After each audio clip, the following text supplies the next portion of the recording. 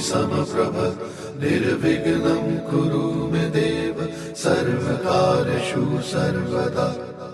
वक्रतुण्ड महाकाय सूर्यकोटि समप्रभ निर्विघ्नं कुरु मे देव सर्वकार्येषु सर्वदा। वक्रतुण्ड महाकाय सूर्यकोटि समप्रभ निर्विघ्नं कुरु मे देव सर्वकार्येषु सर्वदा।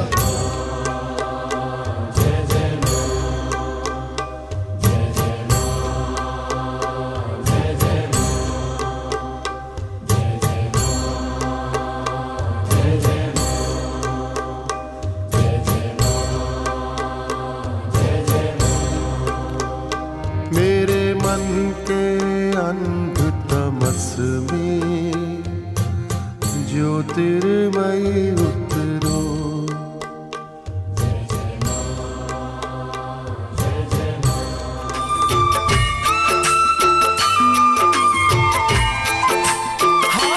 रूड़ा जगमग दिवड़ा थाय छाटण कंकुना छंटाय उतारू आरती रे मौमिया नी आरती रे।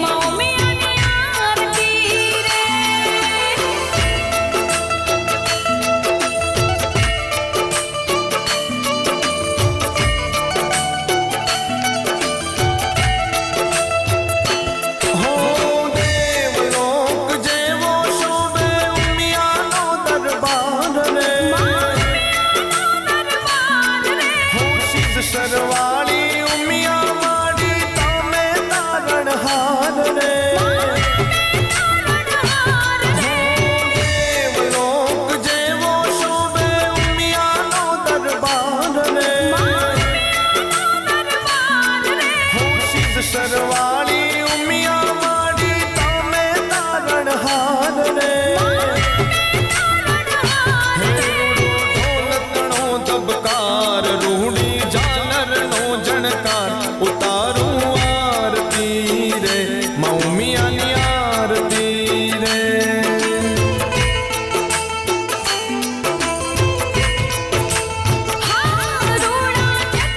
રાજકોટ વસતા સમસ્ત પાટીદાર પરિવાર લીંબુડાનું હું કોર કમિટી વતી હાર્દિક સ્વાગત કરું છું.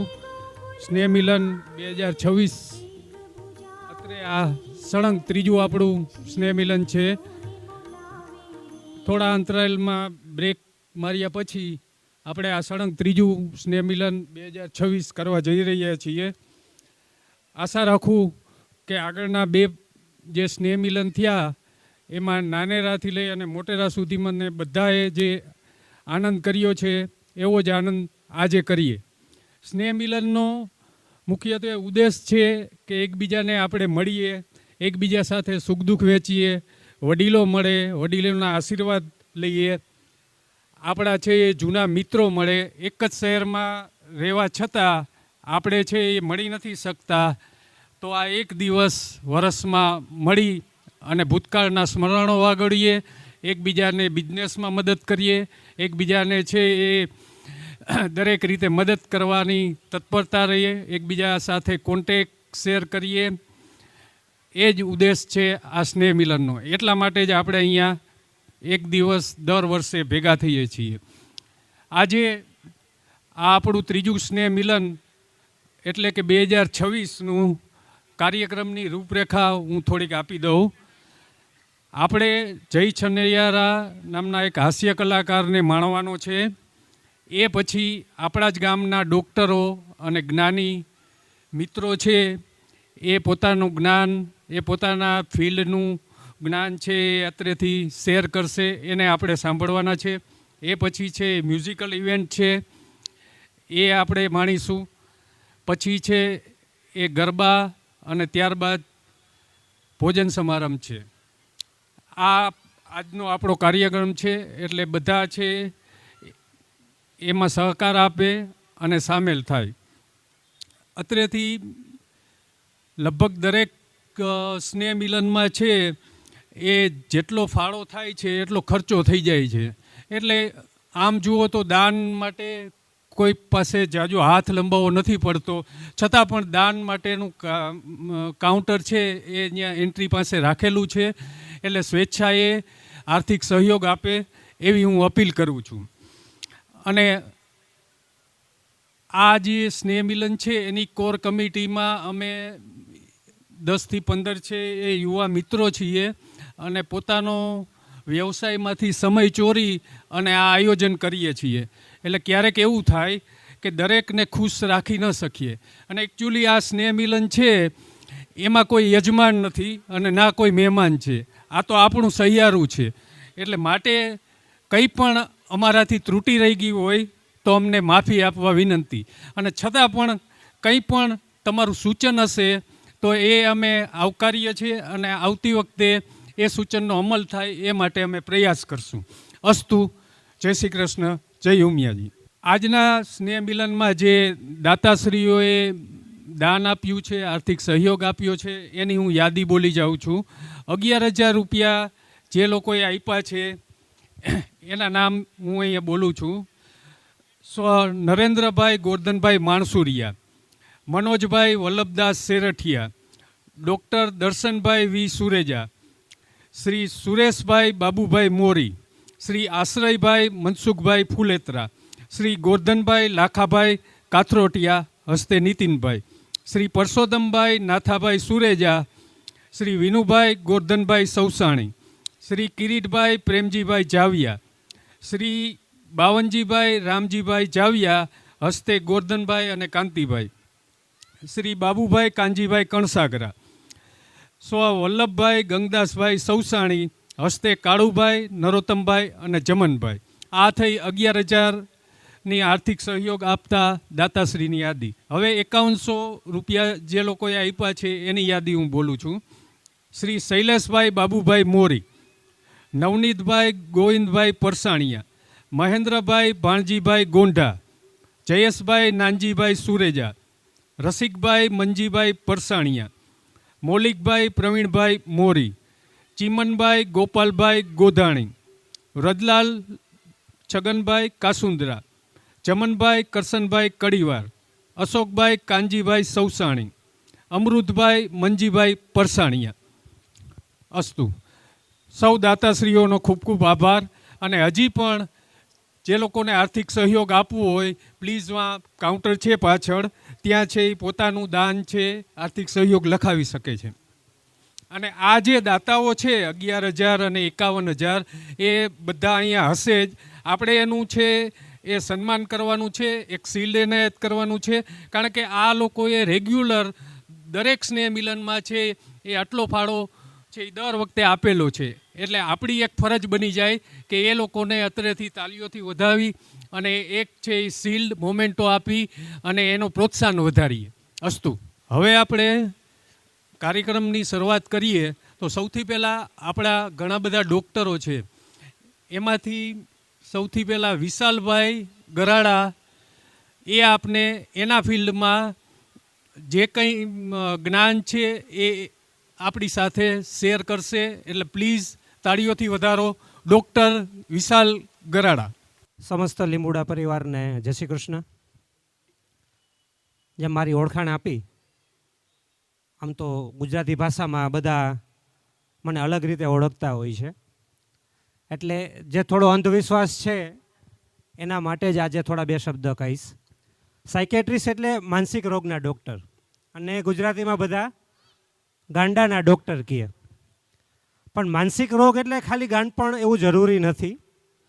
અને ઘણા સમયથી એટલે કે વર્ષોથી એવું જ માનવામાં આવે કે ગાંડા થઈ જાય તો જ સાયકેટ્રિસ્ટને બતાવવાનું હોય.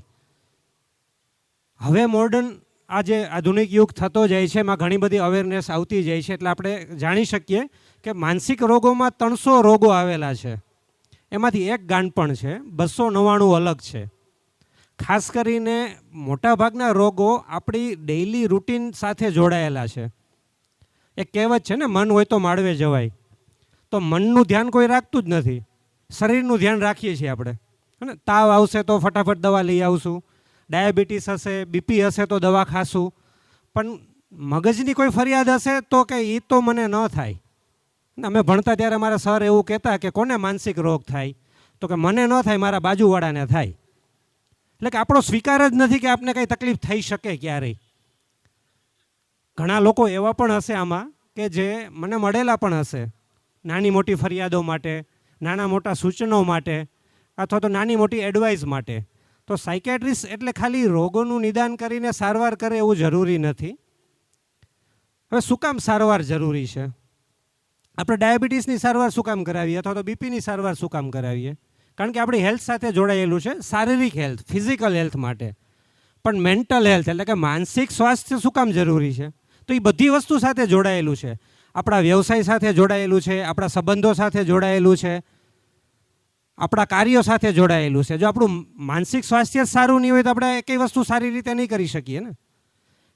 ઘણીવાર મનથી જ પીડા હોય, મનથી જ દુઃખ હોય, મનથી જ તકલીફો હોય તો આપણે સંબંધો પણ સારી રીતે ન કરી શકીએ. વારે વારે ગુસ્સો આવી જવો, અથવા તો વારે વારે કોઈ પણ મનમાં ચિંતા થઈ જવી, સામાન્ય ચિંતા શું અસર કરે શરીરને, ક્યારે આપણે એ વિશે નથી જાણતા ને. કારણ કે આપણા ભારત દેશમાં સહન કરવું એ પહેલું ધર્મ છે. કાંઈક નાની મોટી ફરિયાદ થાય તો સહન કરી લો ને, ચાલે. ઊંઘ નથી આવતી ને તો એ તો હવે નોર્મલ કહેવાય, એમાં શું થઈ ગયું, ઊંઘ ના આવે તો ચાલે. માથું દુખે છે તો ટીકડી લઈ લેશું, બાકી કંઈ જરૂર નથી સારવારની. તો સ્ટ્રેસ જે આપણી રોજિંદી જિંદગી સાથે જોડાયેલો છે. પહેલાંના જમાનામાં એટલો બધો સ્ટ્રેસ કે ચિંતા ન હતી, કારણ કે એટલી બધી કોમ્પિટિશન નહોતી, એટલું બધું કાર્ય કરવાનું નહોતું, એટલું બધું મેનેજ કરવાનું નહોતું, કે એટલું બધું એડજસ્ટમેન્ટ કરવાનું નહોતું.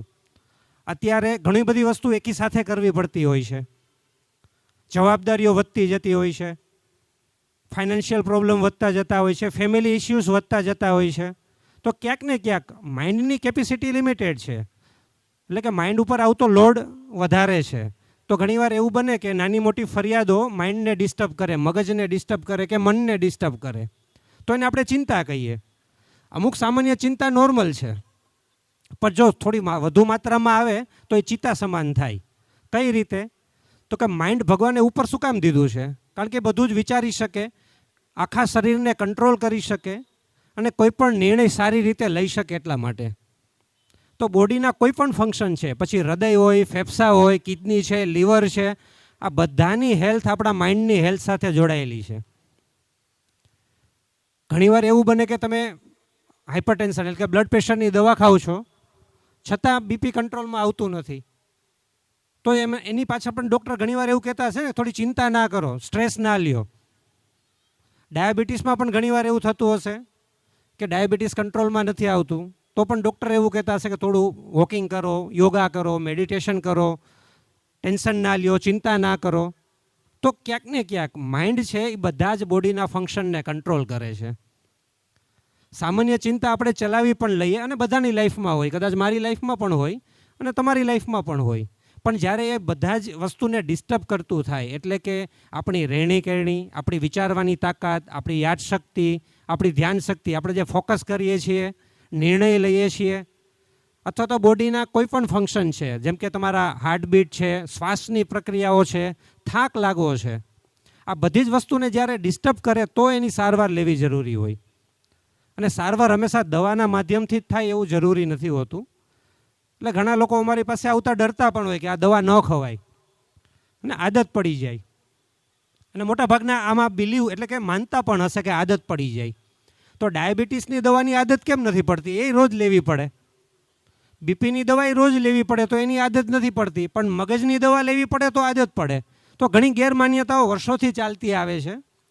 તો સાયન્સમાં એવું કહેવાય કે એ જરૂરિયાત છે, આદત નથી. આદતની વ્યાખ્યા કે જે બોડીને જરૂર નથી ને તમે આપી રહ્યા છો તો એને આદત કહેવાય. તમાકુ છે, બીડી છે, સિગરેટ છે, એ બોડીની જરૂરિયાત નથી પણ તમે છતાં એને આપો છો તો એ આદત છે. જ્યારે બોડીને જરૂરિયાત છે, તમને ઊંઘ નથી આવતી, મેલાટોનિન નામનો હોર્મોન મગજમાં બનતો બંધ થઈ ગયો છે તો ઊંઘ નથી જ આવવાની. સામાન્ય પ્રયત્ન કરીએ, વોકિંગ કરીએ, યોગા કરીએ, ભગવાનના થોડા નામ લઈએ, ઘરેલું ઉપચાર કરીએ, છતાં ઊંઘ નથી આવતી તો શું કરવાનું? તો ડૉક્ટર પાસે જતાં ડર લાગે કે ભાઈ દવા લઈશ તો આખી જિંદગી ખાવી પડશે, તો ડાયાબિટીસમાં પણ આખી જિંદગી ખાવી પડશે. એમાં કેમ ડર નથી લાગતો ને આમાં જ કેમ ડર લાગે? કારણ કે ઘણા સમયથી ગેરમાન્યતાઓ ચાલતી હોય છે. વર્ષો પહેલાં એવી દવાઓ પણ આવતી કે જેમાં માત્ર ઘેન જ હોય, એટલે આપણે ડર પણ લાગે કે આમાં ઘેન જ છે. પણ આટલા વર્ષોમાં સામાન્ય મોબાઈલમાંથી સ્માર્ટફોન થઈ ગયા તો દવામાં પણ ઘણી બધી ઉત્ક્રાંતિ આવી હશે ને. 1990, 2000માં મળતી દવાઓ અને 2020માં મળતી દવામાં ઘણો બધો તફાવત છે. હવેની દવાઓનું ફોકસ બ્રેનના રસાયણો એટલે કે કેમિકલ ઉપર રહેલું છે. જે ઓલરેડી બ્રેનમાં હાજર જ છે એને ખાલી વધારવામાં આવે છે. જ્યારે પહેલાં મળતી દવાઓમાં ઘેનનું પ્રમાણ વધારે આવવામાં આવતું. હવે ઘણો બધો તફાવત છે. પણ એ તો એકવાર બીમારી થઈ ગયા પછીની વાત છે. પણ બીમાર ન થાય તો આપણે શું કરવું? તો પહેલાં સ્વીકાર, કે મને કાંઈક તકલીફ છે એવો સ્વીકાર કરવો જરૂરી છે, તો જ કાંઈક બદલાવ લાવી શકશું ને. મને કાંઈ વાંધો જ નથી એવું તો ચાલ્યા કરે, માથું દુખે તો એમાં શું થઈ ગયું?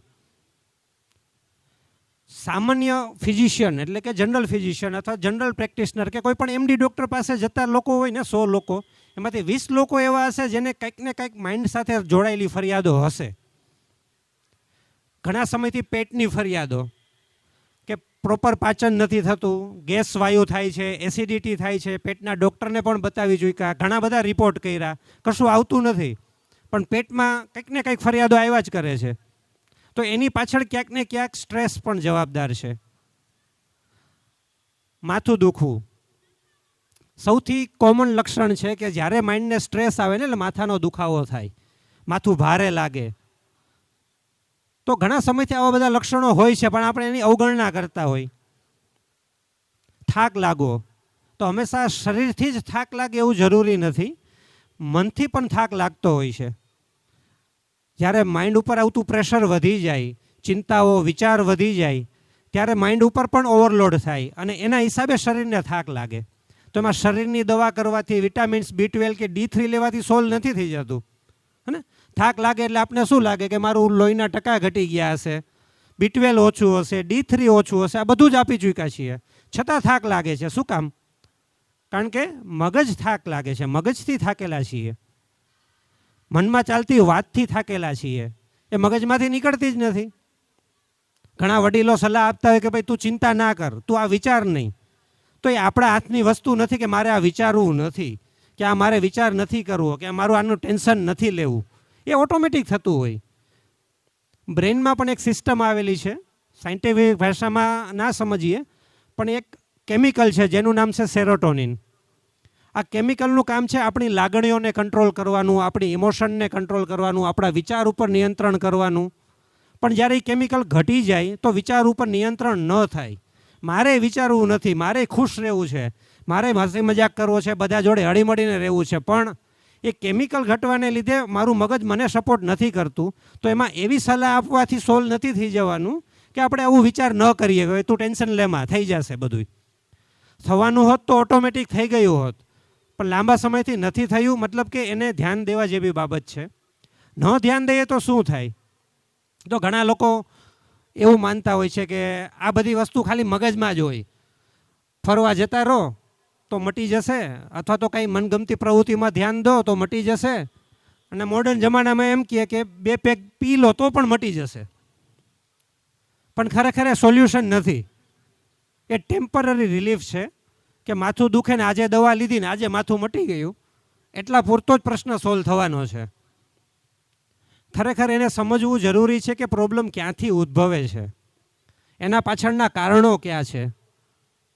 પહેલાં એવું કહેવાતું કંઈક બને તો જ મને ડિપ્રેશન થાય, મારી સાથે કાંઈ એવો બનાવ બની ગયો છે, દુઃખદ ઘટના ઘટી ગઈ છે, કંઈ ફાઇનાન્શિયલ પ્રોબ્લેમ થઈ ગયો છે, મારા ફેમિલીમાં કાંઈ ઇસ્યુ થઈ ગયો છે, તો મને ડિપ્રેશન થાય. આ 30 વર્ષ પહેલાંની વાત છે. પણ ખરેખર એવું નથી.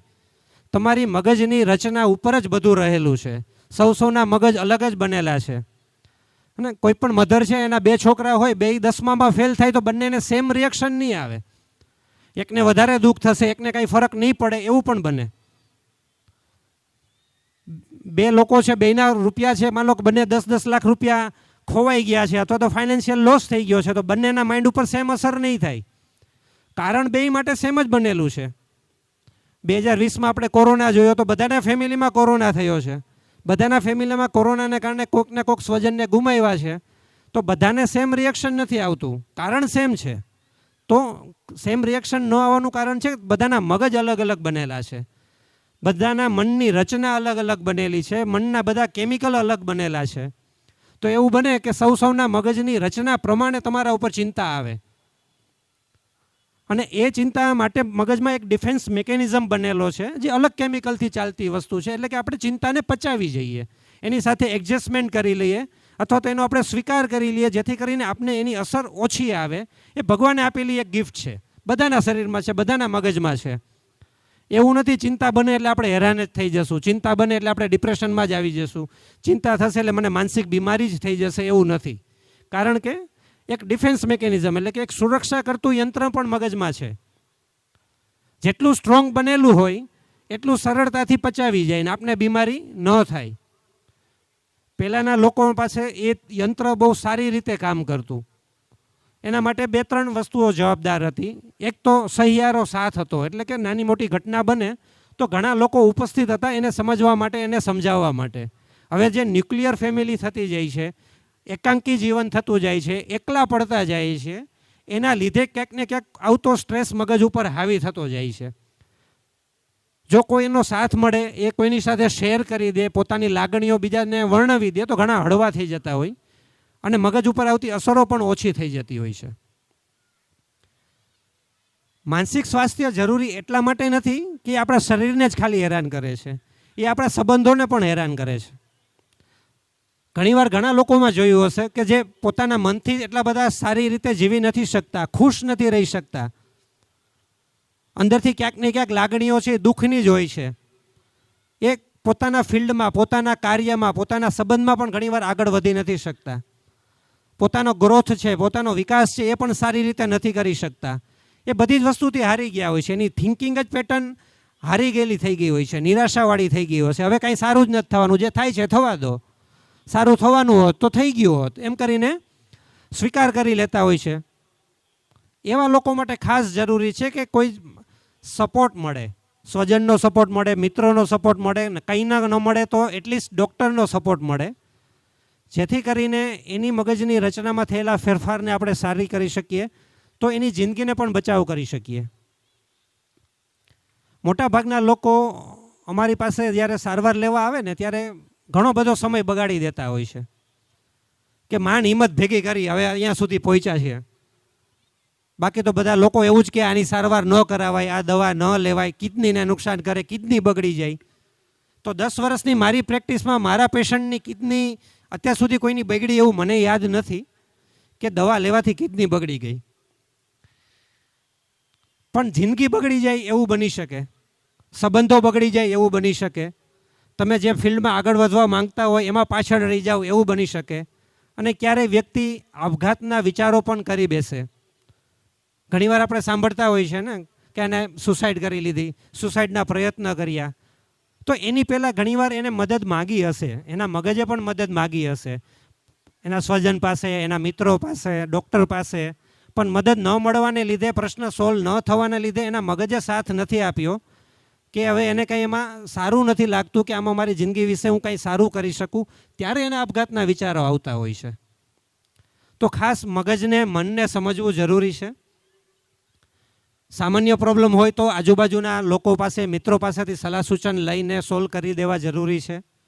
પોતાની ફિલિંગ છે, પોતાને મગજમાં ચાલતી કોઈ પણ નેગેટિવ વાત છે, કોઈને વર્ણવી હળવું થઈ જવું જરૂરી છે. નિયમિત રીતે માનસિક સ્વાસ્થ્ય સારું રાખવા માટે શારીરિક સ્વાસ્થ્ય પણ સારું રાખો. નિયમિત વોક કરો, યોગા કરો, મેડિટેશન કરો, કસરત કરો, ભગવાનનું નામ લો, શ્રદ્ધા રાખો, તો પણ મન હળવું થઈ જતું હોય છે.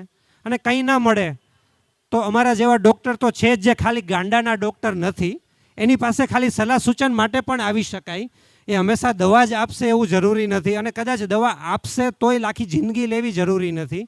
હવે મોડર્ન સાયન્સમાં મળતી દવાઓમાં બહુ જલ્દી પ્રોબ્લેમ સોલ્વ થઈ જતો હોય છે અને દવા બંધ પણ થઈ જતી હોય છે, અને દવાના નુકસાન પણ એટલા બધા હોતા નથી. જે ખરેખર બીમારી આપણી જિંદગીમાં નુકસાન કરી બેસે એટલા નુકસાન હોતા નથી. માટે જ્યારે પણ કોઈ એવો પ્રોબ્લેમ મનમાં સતાવે ત્યારે ખાસ કરીને પ્રોફેશનલ હેલ્પ લો. જરૂર પડે મારી હોસ્પિટલ છે, આપણા મિત્રો છે, આપણા લીંબોડાનો પરિવાર છે, ગમે ત્યારે અમે મદદ કરવા માટે રેડી જ હોઈએ છીએ. મારું સોશિયલ મીડિયા માધ્યમ પણ છે, જેમાં હું ઘણા સલાહ સૂચન એમનેમ પણ જનરલ પોપ્યુલેશન માટે કરતો હોઉં છું કે મનનું ધ્યાન રાખો તો બધું સારું જ થવાનું છે. થેન્ક યુ, ધન્યવાદ. કે છે હવે આપણી વચ્ચે છે ડૉક્ટર બિરજુ મોરી સાહેબ, અને એક સુવિખિયા ડાયાબિટીસના ડૉક્ટર છે. એ પોતાનું જ્ઞાન છે એ ટૂંકમાં આપણી વચ્ચે શેર કરશે. સર્વે લીંબુડાના મારા વડીલોને જય શ્રી કૃષ્ણ. હું બિરજુ મોરી, ડાયાબિટીસનો ડૉક્ટર. મારા ફાધર ડૉક્ટર શાંતિભાઈ મોરી, આ મારો નાનો ભાઈ ડૉક્ટર કૃષ્ણા મોરી. હવે અમને અઘરું કામ સોંપવામાં આવ્યું છે. પહેલાં મનને તંદુરસ્ત કરી દીધું વિશાલભાઈએ, હવે અમારે શરીરને સાજું કેમ રાખવું એના માટેની ચર્ચા કરવાની વાત છે. ચર્ચામાં અમને એમ કહેવામાં આવ્યું છે કે ભાઈ મનને તો વિશાલે સરખું કરી દીધું છે, હવે શરીર ન બગડે એના માટે શું કરવું. તો એકચ્યુઅલી અમે તો ડાયાબિટીસ અને એન્ડોક્રાઇનના ડૉક્ટર છીએ. એન્ડોક્રાઇન એટલે શું? ડાયાબિટીસ તો આપણને બધાને ખબર છે, એના વિશે આજે બહુ ઊંડાણમાં નહીં જઈએ, કેમ કે આમાંથી અડધા ઉપર લોકો તો અમારા મિત્રો છે કે જે મહિને 2 મહિને 3 મહિને અમારી સલાહ સૂચનાઓ સાંભળવા માટે ક્યાંક ને ક્યાંક તો મળી જતા હોય છે. તો જે ઓછો જાણીતો સબ્જેક્ટ છે એના માટે 2-5 મિનિટથી વધારે સમય નહીં લઈએ, કેમ કે આપણે જયભાઈ પણ અહીંયા છે, એમનો પણ આપણે લાભ લેવાનો છે. તો એન્ડોક્રાઇન એટલે ડાયાબિટીસની સાથે થાઇરોઇડ, ઓસ્ટિયોપોરોસિસ. ઓસ્ટિયોપોરોસિસ એટલે હાડકાની ઘનતા, જે હાડકા ગળતા હોય મોટી ઉંમરે. અત્યારે આપણે સાંભળ્યું હોય કે ઘણા વડીલો બિચારા રાત્રે બાથરૂમમાં ગયા અને બાપુજીનો પગ લપસી ગયો અને ગોળો ભાંગી ગયો. એને ઓસ્ટિયોપોરોસિસ કહેવાય. એ થાય એની પહેલાં આપણે અટકાવી શકીએ છીએ, અથવા એક ઉંમર પછી આપણે અમુક દવાઓ આ તે કરીએ તો એ આગળ જતાં તકલીફ ઓછી થાય. થાઇરોઇડ વધારે પડતા બહેનોમાં જોવા મળતા હોય છે, પુરુષોમાં પણ હોય છે, પણ બહેનો વધારે પડતા થાઇરોઇડના રોગથી પીડાતા હોય છે. એને સમયસર નિદાન કરવું બહુ જરૂરી હોય છે. ખાસ કરીને એક દીકરીથી લઈને 12ની ઉંમર સુધીના અમુક તબક્કામાં મેક્સિમમ ચાન્સ હોય થાઇરોઇડ થવાના. જ્યારે એક દીકરીમાંથી સ્ત્રી થાય, એટલે કે એને માસિક ધર્મ ચાલુ થાય, એ ટાઈમ મેક્સિમમ દીકરીઓને થાઇરોઇડ આવવાની ચાન્સીસ રહે. આ હું લીલા થાઇરોઇડની વાત કરું છું. બીજું, જેટલી વાર એને પ્રેગ્નન્સી ધારણ કરે, જેટલી વાર એનામાં હોર્મોનલ ચેન્જ આવે છે કે પ્રેગ્નન્સી રહી, એ ટાઈમે મેક્સિમમ ચાન્સ હોય કે થાઇરોઇડ થઈ શકે. અને છેલ્લે જ્યારે માસિક જતું રહે, જેનો આપણે મેનોપોઝ કહેવાય, આ સમય એવો છે કે જેમાં થાઇરોઇડની બીમારી બહેનોને થવાની શક્યતાઓ વધી જતી હોય છે. ત્રીજું, પીસીઓડી કરીને એક વસ્તુ છે. પીસીઓડી એટલે શું? આપણા શરીરમાં જે અંડાશય કહેવાય બહેનોમાં, એમાં થોડું ફૂલવું અને એમાં ગાંઠ થવી, જેના કારણે પ્રેગ્નન્સી ન રહે, વજન વધે, બહેનોના ચહેરા પર વાળ આવે અને અણગમતા ચામડીના ચેન્જીસ આવે. તો આ બધું પીસીઓડી કન્સિડર કરવામાં આવે છે. એટલે આના માટે પણ થોડુંક સજાગ રહેવું જરૂરી છે. ઘણીવાર અમારે કૃષ્ણાભાઈ પાસે બહેનો આવતા હોય છે, એ એમ કહે કે સાહેબ મને ગાયને કેમ કીધું કે તમને પીસીઓડી છે ને એટલે તમારે બાળક નથી રહેતું. અમે આટલા વર્ષોથી દાંપત્ય જીવન ભોગવીએ છીએ, પણ છતાંય અમારે બાળક લાવવામાં અગવડતા થાય છે. તો એમાં પીસીઓડી બહુ ઇમ્પોર્ટન્ટ રોગ છે. એના માટે પણ થોડુંક ખાસ કરીને એવી બહેનો કે જેના લગ્ન હમણાં થવાના હોય, અથવા તાજેતર થયા હોય, અથવા જેને બાળક રાખવાની ઉંમર હોય કે ભાઈ હવે એમને જીવન આગળ વધારવાનું છે અને પરિવાર આગળ વધારવાનો છે, એ સમયની બહેનોમાં જેનો વજન વધારે હોય એ લોકો ખાસ એક પીસીઓડી માટે સોનોગ્રાફીને એવું કરાવે. જેથી કરીને સમયસર આપણને ખ્યાલ આવે કે આપણને આ તકલીફ છે એની માત્ર એક્સરસાઇઝ અને એક બેઝિક મેડિસિનથી મટી જતું હોય છે. ખૂબ જાજી અગવડતાઓ થતી હોય બાળક રાખવામાં, સામે ખબર પડે કે આપણે 10 કિલો વજન ઘટાડો અને પ્રોબ્લેમ સોલ્વ. વજનની વાત નીકળી, તમારું જે કોર કામ કહેવાય મેઇન, જેના માટે ડાયાબિટીસ, એની એક 2 મિનિટની ચર્ચા કરી લઉં કે વજન આપણો સૌથી મોટો દુશ્મન છે. જેટલો વજન વધારે એટલો આ પ્રોબ્લેમ વધારે. પછી એ ડાયાબિટીસ હોય, બીપી હોય, થાઇરોઇડ હોય, પીસીઓડી હોય, હાડકાઓની તકલીફ હોય. કેમ કે આપણે અત્યારે જોઈએ તો સ્પીડવેલ એરિયા એકદમ હાઈ પ્રોફાઇલ ને હાઈપ કહેવાય ને એવો એરિયા, જ્યાં જોવો ને મોટા મોટા બિલ્ડિંગો છે. હવે આ બિલ્ડિંગમાં 5 માળનું બિલ્ડિંગ હોય, એને પાણી પૂરું પાડવા માટે જે મોટરની ક્ષમતાની જરૂર પડે એ જ મોટર 13 માળના બિલ્ડિંગને ન ચાલે. એટલે ભગવાને જ્યારે આપણને જન્મ આપ્યો તો ત્યારે આપણામાં એક ફિક્સ મોટર હૃદય નામની મૂકી હતી, એક ગટર કિડની નામની મૂકી હતી કે આપણો કચરો બહાર ફેંકા કરે, એક લીવર મૂક્યું હતું કે જે આપણે જમીએ અને પચાવ્યા કરે, અને ફેફસા મૂક્યા હતા કે આપણે ઓક્સિજન દીધા કરે. પણ ભગવાને જ્યારે આપણને આ બધું આપ્યું ને ત્યારે એને નક્કી કર્યું હતું કે આ બેન કે ભાઈ તો આટલા કિલોના થશે. પણ આપણે લગ્નગાળાનો આનંદ ઉઠાવીએ, શિયાળામાં અડદિયા, ચીકી, ખજૂર ને બધાનો આનંદ કરીએ, અને આપણું બિલ્ડિંગ ગેરકાયદેસર રીતે મોટું ને મોટું કરતા જાય. અને બિલ્ડિંગ મોટું થાય એટલે જૂની મોટરો હોય એ મોટર કામ ન કરે, એટલે હૃદય ઉપર લોડ આવે. જેટલા હલનચલન કરીએ આમાંથી લગભગ 25 થી 30% વડીલો હમણાં ઊભા થશે જમવા માટે તો એ સીધા 2 પગે હાલી જ નહીં શકે, વાંકા જ વળી જશે. કેમ કે ગોઠણ ઉપર જ લોડ એટલો આવવાનો છે. ઉંમર પ્રમાણે ઘસારો છે. ઘસારો એટલે શું? ખાલી ઉંમરથી નથી થતો, આપણે ગેરકાયદેસર જે આ પેટનો અને કમરનો ઘેરાવો વધ્યો છે એના કારણે આપણા ગોઠણને પડતો લોડ છે. એટલે જે આપણે એક્સ્ટ્રા બાંધકામ કર્યું હોય પેટે ને કમરે એ તોડી નાખીએ તો આપણે લાંબા ગાળે અમારી મિત્રતા ઓછી કરવી પડે. આપણે આવા પ્રસંગોપાત મળીએ ને તો મજા આવે, પણ અમારી હોસ્પિટલોમાં 1 વે એન્ટ્રી જ છે. જેમ વિશાલભાઈએ કીધું કે ભાઈ મનને સ્વસ્થ રાખવા કંઈ કરવું જોઈએ, એમ શરીરને સ્વસ્થ રાખવા માટે થોડોક જો બધા પોતપોતાનો વજન ઘટાડતા જાય અને થોડાક એક્ટિવ થઈએ, સાવ બેઠાડું ન રહી તો સહેલું પડે. હવે સ્ટ્રેસ અમારા ફિલ્ડમાં બહુ મહત્ત્વનો રોગ છે, માનસિક તણાવ. હવે એના વિશે વિશાલભાઈ અહીંયા હોય ને અમે બોલીએ એ તો વ્યાજબી વાત થાય નહીં, એટલે એ પાર્ટ આપણે વિશાલ માટે જમતા વખતે બાકી રાખશું, કે બાકીનું ચર્ચા આપણે મનની સ્વસ્થતા માટે વિશાલભાઈ કરશે. અમે ખાલી શરીર માટે કહીએ કે ભાઈ આમાં જેટલા બિલ્ડિંગ દેખાય છે એમાંથી આપણી ક્ષમતા પ્રમાણે આપણે આપણા અવયવોને ઓછો લોડ પડે એવું કરવાનું. જેટલો વજન વધારે એટલી તકલીફ વધારે. એટલે એને આપણે બધાએ પોતપોતાના સમજણથી થોડોક માપમાં રહીએ એવી ટ્રાય કરશું. હવે સમયની મર્યાદા છે, મને આપણા વક્તા આપણી સાથે છે એમને સાંભળવા માટે આપણે બધા આતુર છીએ, તો હવે વધુ સમય ન લેતા બધાને જય શ્રી કૃષ્ણ. હવે આપણે હાસ્ય કલાકાર શ્રી જય છનિયારાને સાંભળવાના છે, એટલે તાળીઓના ગડગડાટથી આપણે જયભાઈને વધાવીએ. ઓમ સહના ભવતુ સહનો ભુનતુ સહવીર્યમ કરવાવહે તેજસ્વિનાવધિકમસ્તુ મા વિદ્વિષાવહે. ઓમ શાંતિ શાંતિ શાંતિ. રાજકોટમાં વસતા સમસ્ત લીંબોડા ગામના કડવા પાટીદાર સમાજનું આવું સરસ મજાનું આયોજન, અને એમાં મને યાદ કરવા બદલ હું મારા સંજયભાઈ, મારી બેન ગોપી, કારણ કે મારી બેન એટલા માટે બોલું છું મિત્રો કે અમારો એક અલગ નાતો છે, સૂતરનો નાતો છે, દિલનો નાતો છે.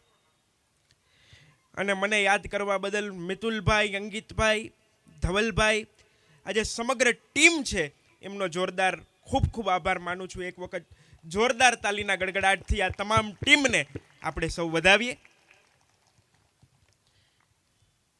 રવિભાઈએ મારા ખૂબ વખાણ કર્યા, બધુંય મેં એમને લખી આપ્યું હતું કે મારા વિશે આટલું તો બોલજો જ. અને હવે થોડીક તાલી જો મારા માટે બચી હોય તો મને જોરદાર પાડીને કહી દો, એટલે મને એમ લાગે કે કડવા પાટીદાર સમાજમાં આવ્યો છું. જેટલી તાલી તમે અત્યારે પાડી ને એટલી તો રાજકોટમાં હું મારા પાડોશમાં પડાવી લઉં છું. એક વખત જોરદાર તાલી ફરીથી પાડો એટલે મને લાગે કે આપ સૌ મોજના મૂળમાં જો છે.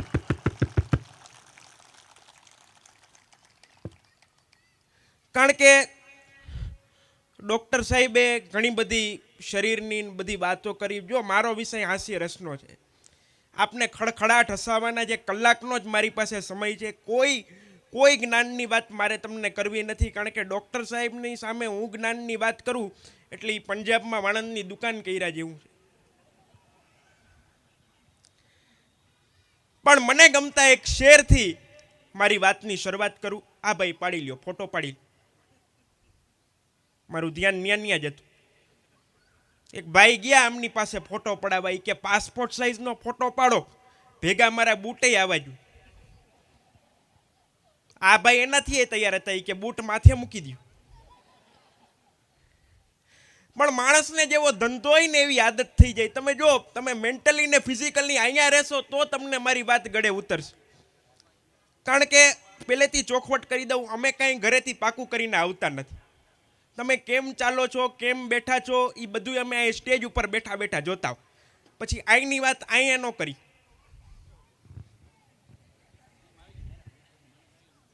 અહીંની વાત બહાર કરીએ, બહારની વાત અહીંયા કરીએ. અમારો ધંધો ઇમ્પોર્ટ એક્સપોર્ટનો છે. આ ફોટો ભાઈ પાડે છે એટલે મને યાદ આવી ગયું. અમારે એક, આમાં વડીલોને મજા આવશે, અમારે એક નામ નહીં લઉં, કંકુ ડોસી. અરે લેવાઈ ગયું. આ જો ગોખેલું હોય ને એટલે લેવાય જ જાય. તમારે કંકુ ડોસી ગુજરી ગયા ને તો આમે બાળા અમારે એક પ્રકાશભાઈ, નામ જ પ્રકાશ હો, બાકી જ્યાં જાય ની અંધારા કરે. હવે એ સામેવાળા પ્રકાશભાઈ, અમારે કંકુ ડોસી ગુજરી ગયા. મેં પ્રકાશભાઈને કીધું, મેં કીધું કંકુ ડોસીનું કોઈ હતું નહીં. મેં કીધું હાલો આપણે 4-5 જણા ભેગા થઈને શમશાને મૂકી આવી. મને કે મારે તો આજે વિડીયો શૂટિંગમાં જવાનું. મેં કીધું આખી જિંદગી તમને કામ મળી રહેશે. આ છે ને એક સારું કામ છે, ડોસીમાનું કોઈ હતું નહીં, તમને પૂર્ણ થશે. મને કે કાંઈ વાંધો નહીં. આવી બાવો બિચાર ઉપાડ્યા કંકુ ડોસીને. પણ ઓલી ટેવ રહી ને વિડીયો શૂટિંગ, ખંભે ઉપાડ્યા જ ખરા. થોડીક વારમાં આમ જાય, વળી આમ જાય, જે શેરીમાં નહોતું જવું એમાં નાખ્યા. એકવાર તો ડોસીમાં ઊભા થયા કે શું કરો છો? પણ મને ગમતે શેરથી મારી વાતની શરૂઆત કરું કે હૈ પરિચય મેરા મંदिर के भगवान से, है परिचय मेरा मंदिर के भगवान से, मस्जिद का खुदा भी मुझे जानता है, मैं अपनी पहचान क्या दूं आप सबको, जमाना मुझे जय छनियारा के नाम से जानता. બસ આવી રીતે જ્યાં મજા આવે ને ત્યાં બે હાથ ભેગા કરીને તમે જીવતા છો એનું પ્રૂફ આપતા રહેજો. કારણ કે એકવાર એક જગ્યાએ કાર્યક્રમ, એક જ કાકા તાલી પાડે. મેં કીધું તમે ચાહક લાગો છો? મને કે હું તો તમાકુ બનાવું છું. એકવાર એક જગ્યાએ કાર્યક્રમ કોઈ હસે નહીં, બોલ. 1 કલાક સુધી જાત જાતની જોક્સ કરી, પણ હસવાનું તો એક બાજુ કોઈના હોઠ ન મળ્યું. મને એસી હોલમાં પરસેવો વળ્યું. મેં મારા ઓર્ગેનાઇઝરને બોલાવ્યા. ઓર્ગેનાઇઝર એ ફર્ટિલાઇઝર જેવા. મેં કીધું આ કોઈ હશે કાં નહીં? ત્યારે એને ચોખવટ કરી. મને કે આ બેરા મૂંગાની નિશાળ છે.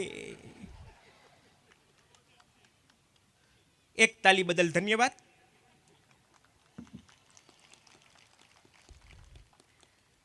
રાજકોટમાં એક કાકા બીડી પીતા પીતા આવે, મોઢામાંથી ધુવાણો ન નીકળે. મેં કીધું આમ કેમ? મને કે આ સીએનજી બીડી.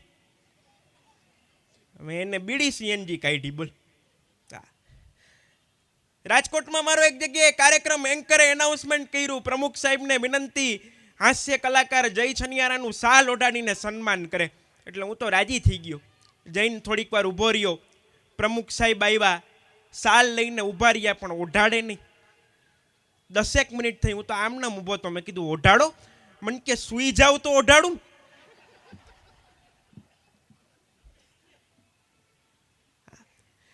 એક જગ્યાએ કાર્યક્રમ પૂરો થયો, ઓર્ગેનાઇઝરે 51,000નો ચેક આપ્યો. હું રાજી થયો. મેં કીધું વાહ સાહેબ તમારી લાગ. મેં જોયું ને તો ચેકમાં સાઇન જ નહોતી. મેં કીધું ચેકમાં સાઇન તો કરો. મન કે નો સાઇન. મેં કીધું કેમ? મન કે ગુપ્તદાન.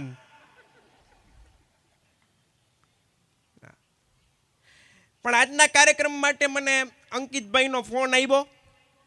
મને કે પટેલ સમાજનું આયોજન છે અને તમારે હસાવવા માટે આવવાનું છે. મેં કીધું 100% આવી જાઓ. મને કે તમારો પુરસ્કાર કેટલો? મેં કીધું આખા ગુજરાતમાં 100થી વધારે હાસ્ય કલાકારો છે. 99ને કેન્સલ કરી પટેલ સમાજે જય છનગારાને યાદ કર્યો ને, એ જ મારા માટે પુરસ્કાર છે. અંકિતભાઈ મને કે ના સૌરાષ્ટ્રના કલાકારો પછી પ્રોબ્લેમ કરે છે, ચોખવટ કરો. એટલે મેં વિવેક કર્યો. મેં કીધું તમારા મનમાં જે આંકડો હોય ને એનાથી 5,000 ઓછા દેજો. અંકિતભાઈ મને કે આવતા રહ્યો, 5 જ નક્કી કર્યા હતા. એટલે આજ તો તમારી તાલીઓ જીવતો રાખે એમ છે ભાઈ.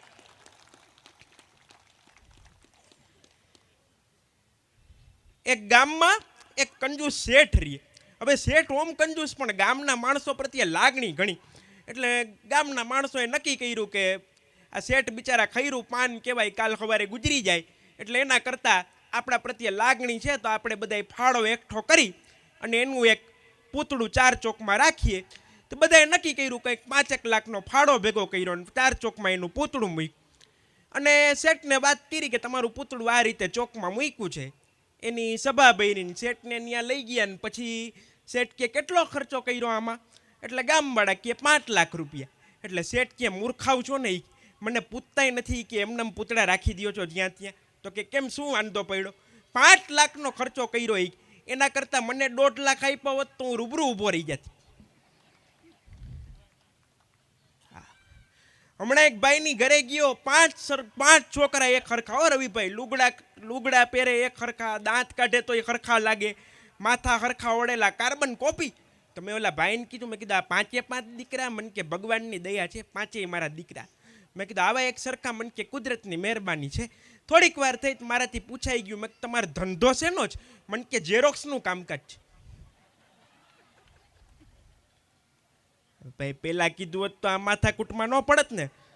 પણ મને કહેતા ગર્વ થાય છે આજે પટેલ સમાજના આંગણે બેઠો છું કે આપણા ગુજરાતીઓએ જ્યાં જ્યાં પોતાના બિઝનેસમાં, જ્યાં જ્યાં પોતાના ધંધામાં દેશ વિદેશમાં ઝંડા નાખ્યા છે ને, એની પાછળ પટેલ નામનું પૈડું કામ કરે છે. મેં એક ભાઈને પૂછ્યું, મેં કીધું what is the culture of Patel? મને કે એગ્રીકલ્ચર.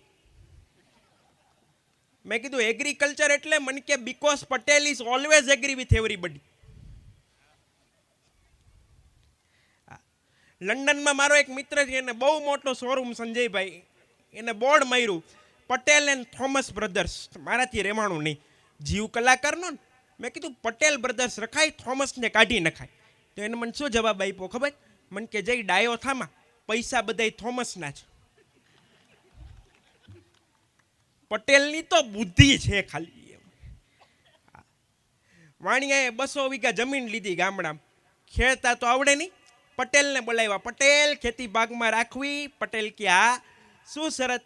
એ કે શરત કાંઈ નહીં, જમીનમાં થાય તમારું અને ઉપર થાય મારું. પટેલે મગફળી વાવી, બધી મગફળી જમીનમાં થઈ, લઈ લીધી. બીજે વર્ષે કે ખેતી બાગમાં રાખવી? તો કે હા. શું શરત? તો કે શરત કાંઈ નહીં, આ વખતે જમીનમાં થાય મારું અને ઉપર થાય પટેલ તમારું. પટેલ કે કાંઈ વાંધો નહીં. બાજરો વાવ્યો, ડુંડા આવ્યા ઉપર, પટેલ લઈ ગયા. ત્રીજું વર્ષ આવ્યું, પટેલ ખેતી બાગમાં રાખવી? કે હા. શું શરત? વાણિયો કે પટેલ તમે ગઈ વખતે છેતરી ગયા હતા, આ વખતે ઉપર થાય એ મારું ને નીચે થાય એ મારું. કાંઈ વાંધો નહીં. 50 રૂપિયાનો સ્ટેમ્પ પેપર દીધો, સહી કરો. વાણિયાએ સહી કરી. ત્રીજે વર્ષે જગા પટેલે 100 વીઘાની મકાઈ વાવી, ડોડા વચમાં આવી. ઉપર નો આવ્યા, જમીનમાં નો આવ્યા. આ વચમાંથી ડોડા લઈને વયા ગયા ને ત્યારની જમાવટ કરી છે. તાલી પાડો તો એ કારે પાડજો, છૂટક નથી સ્વીકારતો. ખલેલ ધનતેજવી સાહેબનો એક શેર મને બહુ ગમે છે કે અમે તો હેલીના માણસ, ઝાપટું આપણને નહીં ફાવે અને તમે મન મૂકીને વરસો યાર, આ માવઠું આપણને નહીં ફાવે. અને એની બીજી લીટી બહુ સરસ છે કે હું તમાચો સહી લઉં ગાંધીગીરીના નામ પર, હું તમાચો સહી લઉં ગાંધીગીરીના નામ પર, પણ આ પત્નીને બા સંબોધવું આપણને નહીં ફાવે. પણ એમાંય રાજકોટના માણસો એવા એટલા અઘરા. આપણે રાજકોટ જેવું તો કોઈ અઘરું ગામ જ નથી.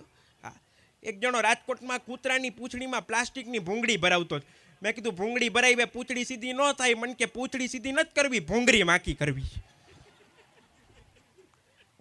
જેને લડી જ લેવું છે એને ક્યાં પહોંચો તમે. એક ભાઈ અમારે રાજકોટમાં 37,000 રૂપિયાનો કૂતરો લઈ આવ્યા. બોલ, હું મૂંઝાઈ ગયો. મેં કૂતરો 37,000નો છે, એનું કુટુંબ આખું 22,000નું. અને આવડો મોટો કૂતરો, અને કૂતરો જુઓ તો રાભડા જેવો, ઘરમાં કાન બાન પટપટાવે ને હાઈ ક્લાસ સાકર બાકર બાંધીને વ્યવસ્થિત. મેં કીધું આ કૂતરો, મને કે જયભાઈ 37,000 કાંઈ અમતા નથી દીધા, ટોમી કમ, ખાલી એમ કર્યું ને તરત જ આવ્યું. જયભાઈ હું ઓફિસે જાઉં ને, મારી બેગ ઉપાડી લીધી, મોટરમાં મૂક્યા. શું વાત કરો, બધા કામ કરે, એકેય કામની ના નો પા. છોકરાને બારગામ મોકલી દીધું. કૂતરો છે ને પછી શું ટેન્શન. નાવા જાવ એટલે ટુવાલ લઈને મારી પાછળ કામવાળા બેન આવે, એને સાબુની ગોટી દયા કામવાળીમાં, બધા કામ કરે. હું રાજી થયો. મેં મને ગઈ. મેં કીધું લાગે છે વફાદાર પ્રાણી કહેવાય. 6 મહિના પછી પાછો ગયો. મેં કીધું ક્યાં વફાદાર પ્રાણી, બોલતા જ નહીં, વેચી નાખ્યું, દઈ દીધું મફત. 37,000 રૂપિયાનો કૂતરો મફત દઈ દીધું. અરે નકામું. મેં કીધું કેવો હાઈ ક્લાસ કામ કરતો હતો. મને કે જાવા દ્યો ને. મેં શું થયું એ તો કયો. મને કે પરમદી રાતે ચોર આવ્યા ને તો બેટરી લઈને ચોરી કરાવતો. મેં કીધું તો વેચી લખાય બાપા, એની યારે પછી લાંબી મગજમારી ન કરી. મારે મુંબઈમાં કાર્યક્રમમાં કૂતરાની વાતમાં તમને દાંત આવ્યા એટલે એમાં જરાક વધારે ઊંડો ઉતરું. જો મારી પાસે સ્ક્રિપ્ટ નથી સાહેબ, ચોખવટ કરતો, જે મુદ્દા મળશે ને એના ઉપર હું વાત કરતો જાય. અને અહીંયા તો મારે ખાલી કલાક જ બોલવાનું છે, પણ કુદરતની કૃપાથી મા ઉમિયાના સાનિધ્યમાં બેઠો છું. આવી રીતે 2 કલાક સુધી કદાચ બોયલા કરું, છતાંય વાતો ખોટી નથી, એ માની કૃપા છે. મારે મુંબઈમાં કાર્યક્રમ વાલકેશ્વર. હવે ઘરમાં જેવી મેં એન્ટ્રી કરી, હવે વજુભાઈ એનું નામ, હવે વજીઓ નાવા બાવા ગયો હશે ક્યાંક. ઘરમાં જેવી એન્ટ્રી કરી ને તો આવું કંઈક રૂના ઢગલા જેવું પડ્યું હતું. મને એમ કે પગ લૂછણિયું લાગે. વળી મને એમ થયું, મેં કીધું આવું સફેદ મજાનું કાંઈ પગ લૂછણિયું ના હોય, બગાડાય નહીં. ડૂચો વરીને પડ્યું હતું. ડાઇનિંગ ટેબલ ઉપર મારી નજર પડી તો આટલો ડબ્બો પડ્યો તો માથે લખ્યું હતું ડોગના બિસ્કિટ. મેં કીધું આલે લે, આ તો કૂતરું લાગે. મને ટેન્શન શું થયું, મેં કીધું નહીંને વજુભાઈ નાહીને નીકળે ત્યાં સુધીમાં આપણને 5-10 બટકા ભરી લી. આના તો ઇન્જેક્શન નહીં, કોણ જાણે કેવડા પંપ જેવા આવતા. કારણ કે આપણે ત્યાં ખડેલી કૂતરાના ઇન્જેક્શન લીધા, કંઈ આવા થોડા લીધા. એટલે મને એમ થયું આને ભાઈબંધ કરો. એટલે મેં શું કર્યું, 2-4 બિસ્કિટ ઉપાડ્યા એમાંથી ડબ્બામાં. એ તો બિચારું ડૂચો વરીને કૂતું તું, એને તો મારે સામું જોયું નહોતું. એટલે મને એમ થયું આને ભાઈબંધ કરી લો. એટલે મેં કીધું તું તું તું તું તું તું 10 મિનિટ સુધી કર્યું. કૂતરું ખાઈ નહીં. ત્યાં વજુભાઈ નાઈન નીકળ્યા. એટલે હું જરાક શરમાણો, કારણ કે આમાં અંકિતભાઈ કોકના ઘર, બિસ્કિટ કોકના, કૂતરા કોકના, અને આપણે વચમાં તું માંડ્યા. એટલે મેં આમ શરમાતા કીધું, મેં કીધું ખાતું નથી. મને કે મોઢું આ બાજુ છે.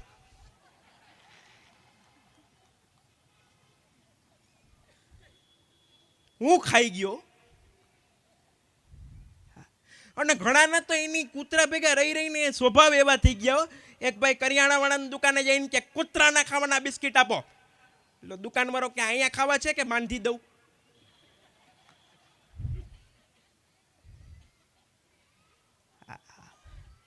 પણ ત્યારે મને એક મૌલિક વિચાર આવ્યો તો, એ આપ સૌ સામે મૂકું કે જો કાટને વાલે હોતે हैं वो अक्सर काटते रहते हैं, पर जो बांटने वाले होते हैं वो अक्सर बांटते रहते हैं.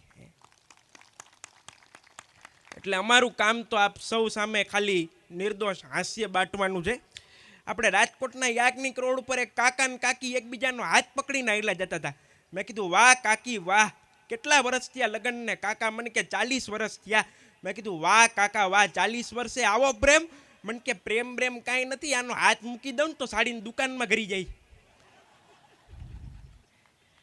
4000 બિલ કરીને પાછી આવે છે. મેં કીધું, તો પકડી રાખો બાપા. મારી મમ્મી અહીં બેઠી છે, સાડીવાળાની દુકાને રોજ જાય. સાડીવાળાની દુકાનેથી કાંઈ લીએ નહીં, એમને પાછી આવતી. એક દી સાડીવાળો મારા પપ્પાને મળ્યો, એ કે તમારા ભાઈ રોજ આવે છે, કેટલી સાડી વિખાવીક કરાવે છે, કાંઈ લઈ નથી જતા. ઘરે જઈને પપ્પા મારી મમ્મીને ખીજાણા, કાંઈ લેવું ન હોય તો ઓલાની દુકાને શું કામ જતી હોય? મારી મમ્મી કે હું તો રોજ લઉં છું, એને ખબર ન પડે એમાં હું શું કરું?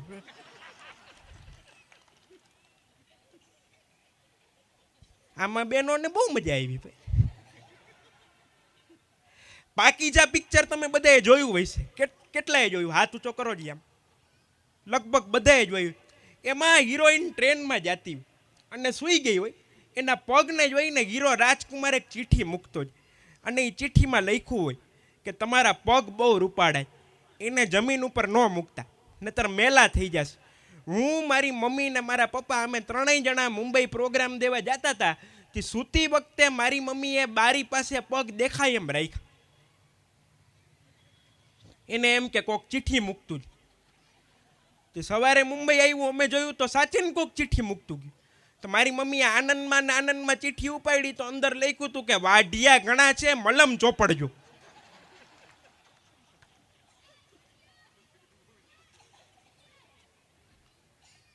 મજા આવે છે તો પડકારો કરો યાર.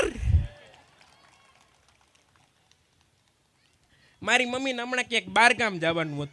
પપ્પાને કે હું 4-5 દી માટે બારગામ જાઉં છું, તમે કાંઈ ચિંતા કરતા નહીં. પણ ચિઠ્ઠીઓ લખીને બધી ઠેકાણે રાખતી ગઈ હતી, એટલે પપ્પાને કાંઈ તકલીફ ન પડે. પાછળ ચિઠ્ઠીમાં લખ્યું હતું કે ટાંકામાં નળનું પાણી છે અને ડીપમાં ડંકીનું પાણી છે. બીજી ચિઠ્ઠી આવી કે ટુવાલ અંદરના કબાટમાં છે. ત્રીજી ચિઠ્ઠી નીકળી કે સ્ટીલના ડબરામાં નાસ્તો છે અને નીટલી અભેરાઈ ઉપર ચા ખાંડના ડબરાય. પપ્પાને કાંઈ તકલીફ ન પડે તો એ બધું ત્યાં બધું સૂટના મુજબ હાલતું હતું. 3-4 દી થઈ ગયા. મમ્મીને એકાદ દી આવવાને આડો હતો. પપ્પાને એમ થયું લાવને મંજુલા ભેગો ફિલ્મ એક જોઈ આવું, ક્યાં ખબર પડશે. તો મંજુલાને ફોન કર્યો કે આજ ફિલ્મમાં આપણે જાય કે કાલ તો વાવાઝોડું આવે છે. કાંઈ વાંધો નહીં. પપ્પા કે નવો સૂટ જ પહેરીએ. જ્યાં કબાટ ખોઈલો, સૂટ ઉપર ચીઠી ચોંટાડેલી હતી, ખબરદાર જો મંજુડી ભેગા ગયા છો તો.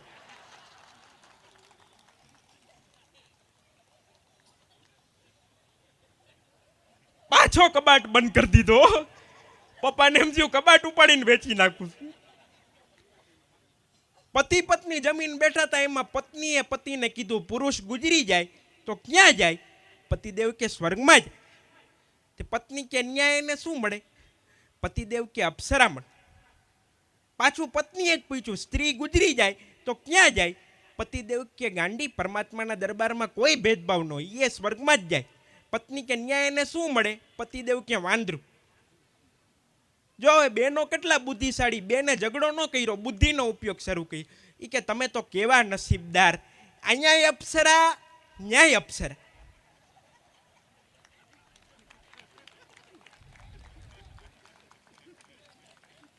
અને અમારે તો ન્યાય વાંદરું.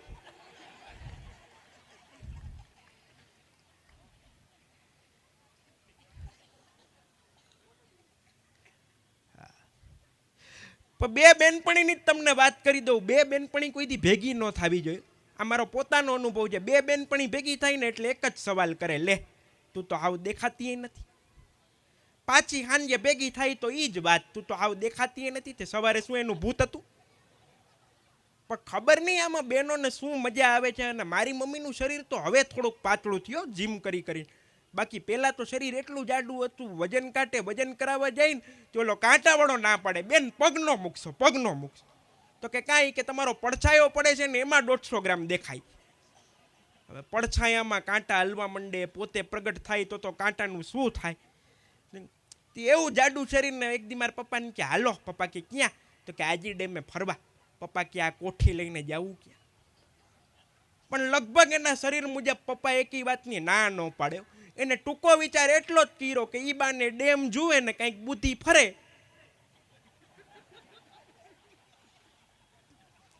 શું તમારી સમજદારી છે સાહેબ?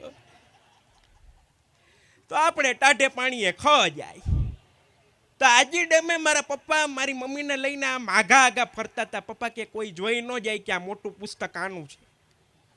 ત્યાં આગે ફરતા હતા. ન્યાયની કોલેજની બેનપણી ક્યાંથી આવી ગઈ, હાય કીધું એટલે પપ્પા તો સીધા સાઈડમાં જ વયા ગયા. એની બેનપણી આવે એટલે આપણી માર્કેટ ગઈ. એની બેનપણીએ પહેલો જ સવાલ કર્યો કે લે તું તો હાવ દેખાતી નથી. પપ્પા કે આને મોતિયો આવ્યો લાગે, આની વાહે ઉભા 3 જણા નથી દેખાતા,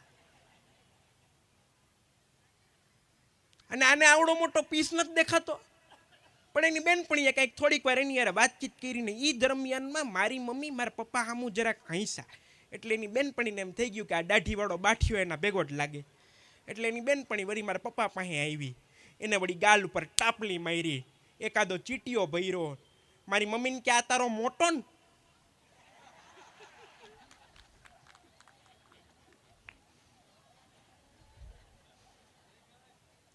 પછી તો પપ્પાએ કીધું કે આ મોટો, નાના બધાય ઘરે છે.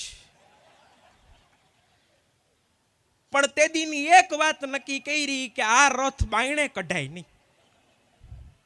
વર્ષમાં એક જ વાર લઈને નીકળે રથયાત્રાની જેમ સીધા ઘરે.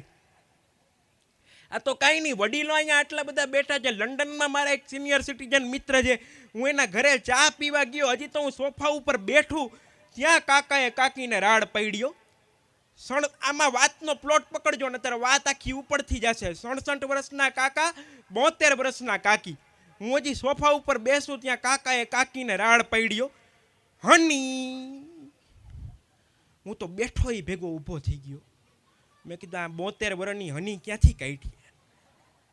હજી હિંમત રાખીને પાછો સોફા ઉપર બેસવા જાઉં ત્યાં કાકાએ બીજો ઘા કર્યો, માય સ્વીટ હાર્ટ.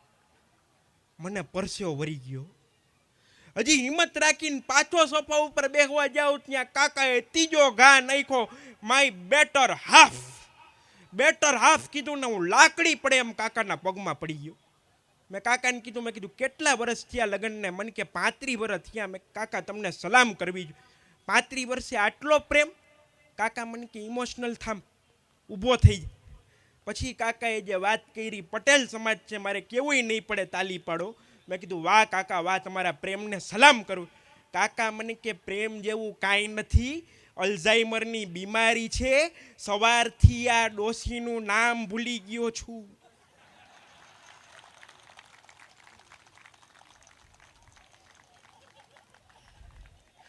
એટલે જ્યાં સુધી યાદ નહીં આવે ત્યાં સુધી હની હની.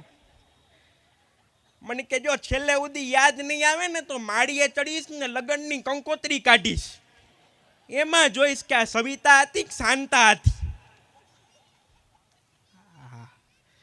માણાને પોચાતું નથી એકેય વાતે. એની ક્યાં વાત કરો છો? કાકા અઘરા હોય છે. રાજકોટમાં એક કાકા રેસ્ટોરન્ટમાં જમવા ગયા, મસાલા ઢોસાનો ઓર્ડર આપ્યો, ઢોસો આખો ખોલી નાખ્યો, અંદરથી મસાલો ખાઈને હાલતા થઈ. તો હું કાકાની પાછળ દોડ્યો. મેં કીધું આટલા દેશ ફર્યો પણ આ આઈટમ નવી. તો મેં કાકાને પૂછ્યું, મેં કીધું કાકા આમ કેમ કર્યું? મને કે ડોક્ટરે બહારનું ખાવાની ના પાડી. મારી વાત અમુક મોડી સમજાશે, કારણ કે દુનિયાના તમામ ફળ ફૂલ શાકભાજી એવા છે જે પાકે એટલે પોચા પડે. કેરી પાકે એટલે પોચી પડે, સફરજન પાકે એટલે પોચા પડે, કેળા પાકે એટલે પોચા પડે. એક ઘીસોડા જેવા છે જે પાક્યા પછી કઠણ થાય. એટલે મારી વાતમાં દાંત નો કાઢે ને એટલે તમારે સમજી લેવું કે આ ઘીસોડા માયલો છે. હમણાં એક રેસ્ટોરન્ટમાં જમવા ગયો, મારી બાજુમાં એક કાકા બેઠા હતા, જમવાનું બધું મગાવ્યું પણ મારી સામે આમ ઉદાસ થઈને જોવે. મેં કીધું જમી લ્યો કાકા. મને કે બેટા તું તારે જમ. મેં ના ના, કઈ તકલીફ હોય તો કયો, મદદ કરું. મને કે જમવું તો છે પણ દાંતનું ચોકઠું ઘરે ભૂલાઈ ગયું, હવે એ ક્યાંથી દેવું? એટલે મેં કીધું તો તમે જાણો ને તમારું કામ જાણ. ત્યાં બાજુના ટેબલ ઉપર એક બીજા ભાઈ બેઠા, કાંઈ વાંધો નહીં, ક્યારેક ભૂલ થઈ જાય, ભૂલી ગયા છે ઘરે. એ કે કાંઈ વાંધો નહીં. થેલીમાંથી ચોકઠું કાઢીને દીધું કાકાને. કાકાએ ફીટ કર્યું, કોકના ચોકઠા ફીટ થાય, સરખું ઘૂસ્યું નહીં, કંઈક મોટું થયું એટલે પાછું દીધું. એ કે નથી ઘૂસતું. તો ઓલા ભાઈ બીજું કાઢીને દીધું, ત્રીજું ચોથું, 4-5 ચોકઠા દીધા ને એમાં એક બરાબર ટક દઈને ફીટ થઈ. કાકા કે હાઈ ક્લાસ. બધું ખાઈ પી ચોકઠું ધોઈને ઓલા ભાઈને પાછું દીધું. કાકા બિચારા કેવા માંડ્યા, કે તમે તો બહુ સારા માણસ, ડૉક્ટર લાગો છો નહીં, કે તમે જો આ ચોકઠું ન દીધું હોત ને તો આજ ભૂખો જાતી કે ડૉક્ટર છો? ઓલા ભાઈ કે ના રે ના. તો કે તો એ કે હું તો શમશાનમાં ચોકીદાર છું.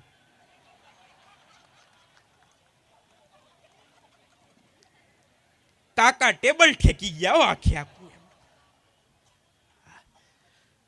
જો ઉતાવળ માણસને બહુ હેરાન કરે. ઉતાવળ. હમણાં એક ભાઈએ રેલવે સ્ટેશને ફોન કર્યો કે 4 જગ્યા ખાલી છે. ઓલા ભાઈ કે 4 નહીં 6 ખાલી છે, જેટલા આવો એટલા આવી જાવ. ઓલા ભાઈ કે તમે રેલવે સ્ટેશનેથી બોલો છો?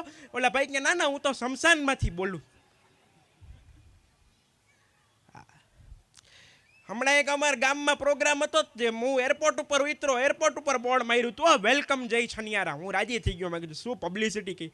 થોડેક આગળ ગયો, રેલવે સ્ટેશન ઉપર બોર્ડ માર્યું હતું વેલકમ જય છનિયારા. મેં કીધું વાહ. થોડેક આગળ ગયો, બસ સ્ટોપ ઉપર બોર્ડ માર્યું હતું વેલકમ જય છનિયારા.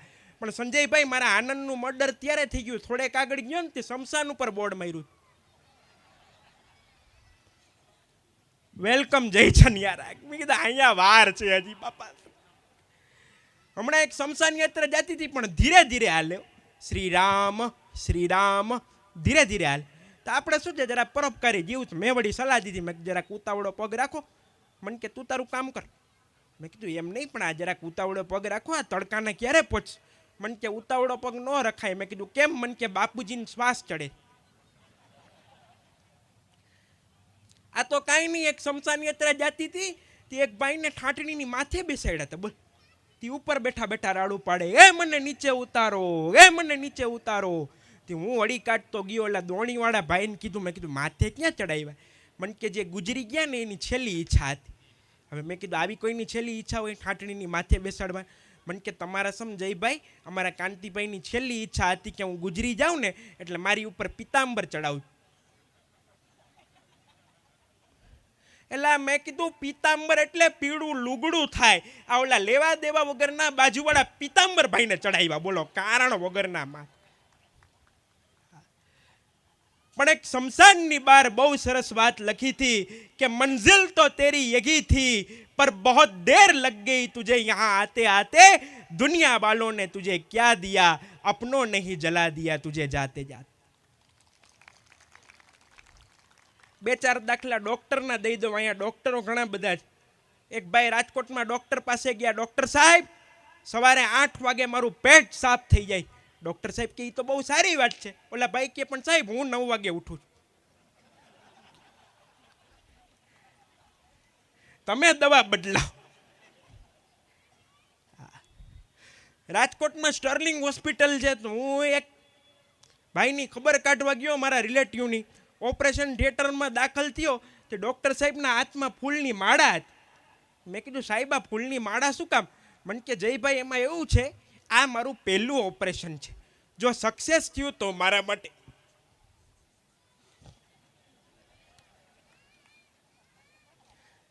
છ મહિના પછી હું ગયો ને તો આ રામનામ પડ્યો હતો. મેં કીધું 2 માંથી એકેય નો પહેર્યો. મને કે કોમામાંથી ક્યાં ભાનમાં આવ્યા. હવે પટેલ સમાજ છે, મારે આ જોક્સમાં કેવુંય નહીં પડે કે તમે તાલી પાડો. જેટલા બેઠા છે હોલસેલ તાલી પડશે. ઘણી વાર કેવું થાય, ડોક્ટર નો હોય ને ત્યારે ઘણી વખત કમ્પાઉન્ડર દોડાય છે. હવે જનાવરના ડોક્ટર એટલે કે પશુ ડોક્ટર, એક દવાખાનું સરસ મજાનું. હવે આખા ગામમાં એક નાનકડું દવાખાનું, આ મૌલવી સાહેબે જેમ વાત કરીને એવી રીતે. હવે આખા ગામમાં એક નાનકડું દવાખાનું, જે કોઈ હોય આના જ દવાખાને આવે. પશુના ડાક્ટરે યાન માણાના યા. હવે એમાં એકવાર ડૉક્ટર સાહેબ બેઠા હતા ને એક ભાઈ આવ્યા. એ કે ભાઈ સાંઢિયો માંદો પડી ગયો. એટલે ડૉક્ટરે સીધી પેટી જ ઉપાડી. પેટી હાથમાં લઈ વાં જઈ અને હાંડિયાને જરાક ઉપર નીચેથી જોયો. કાંઈ બહુ તો પહોંચાય નહીં હાંડિયાને. 4 વાર 2 ચક્કર માર્યા. લાવો ઈ કે ધોકો હોય ને તો દિયો. એટલે બિચારાએ ધોકો દીધો. એ કે ધોકાને સાહેબ શું કરવો? દિયો કીધું નહીં કે સાંઢિયાને શરદી થઈ ગઈ. એક ફેરવીને દીધો ને ધોકો. ગમે થયું હોય હાંડિયો એકલા જ થઈ ગયો. બોલ, ફીના પૈસા દઈ દીધા, બધું પતી ગયું. હવે પટેલ સમાજ છે, વાત પકડજો, ઇન્ટેલિજન્ટ ઓડિયન્સ. 15-20 દી થયા ને. હવે ડોક્ટર ક્યાંક બહારગામ ગયા હતા. તે એક બેન કોક આવ્યા કે નથી ડોક્ટર સાહેબ? તો કે ના. તો કે અમારે માજી બીમાર છે, આવશો?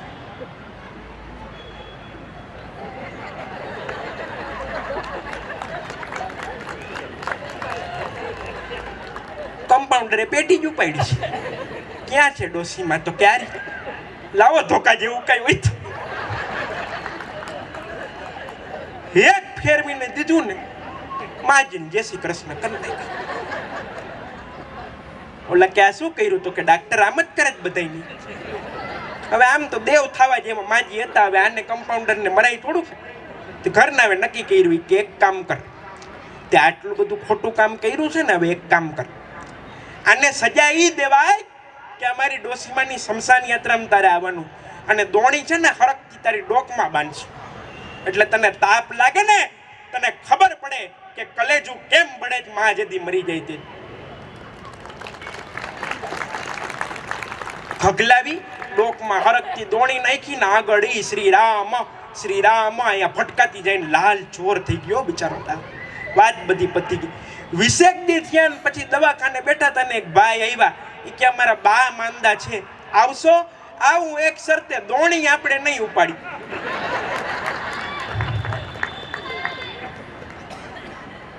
એમાંય અમદાવાદ છે. રાજકોટથી અઘરું ગામ તો અમદાવાદ.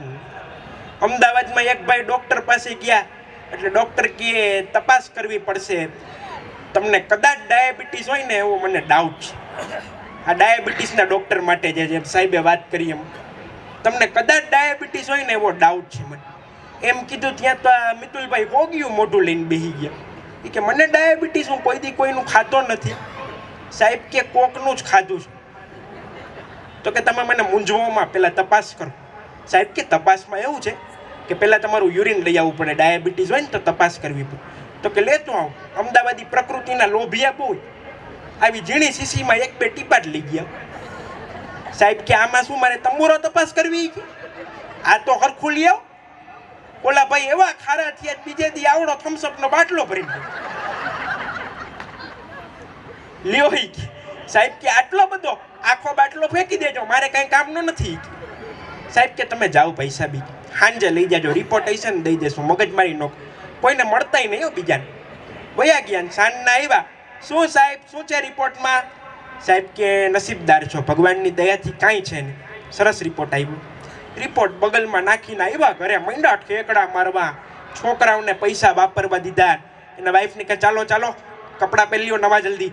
શું છે? પિક્ચરમાં જવું જ બધે, હોટલમાં જમશું, આજે મજા કરી. એના વાઈફને છાતીમાં દુખવા માંડ્યું કે આ લોભિયો કોઈ દી પાંચિયું કોઈને આપતો નથી અને આટલા ઠેકડા છે શું? કે અરે એ કે આજ તો લાપસીયું બનાવો, જમણવાર કરો ઘરમાં એકડાસ, હોટલુમાં ખાસું, તમને જેમ ઠીક લાગે એમ. પણ થયું શું? એ કે અરે એ કે ડોક્ટર પાસેથી આવું છું. એ કે આપણા આખા કુટુંબમાં કોઈને નખમાં રોગ નથી.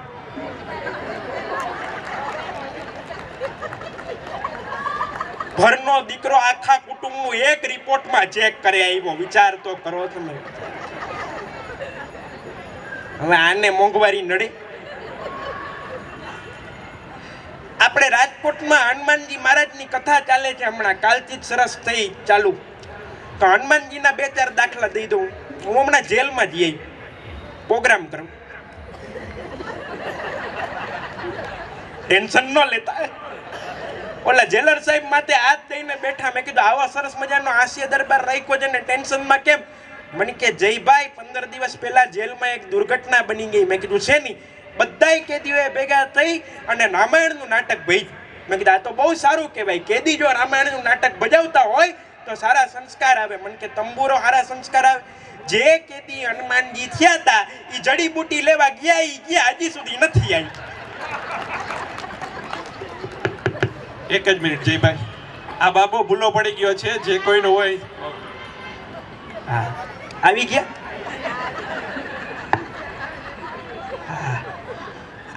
આ પેલો છોકરો એના મમ્મી પાસે ગયો. નતર આજના કાર્યક્રમમાં જેટલા બહેનો આવ્યા છે ને એ બહેનો બધા બહુ સુખી છે. શું કામ? બાળકો બધા ભાઈઓ પાસે. અમાર મુન્ના ને એના પપ્પા વગર હાલે જ નહીં. એમ કરીને પપ્પાને દઈ દે ને પપ્પાએ પાછા હરક પદુડા ચાકો દેખો આવતો રે ને ભૂંડા લાગો જ બાગડા. તમારા હિસાબે પાડોશીના છોકરા રમવા નથી આવતા.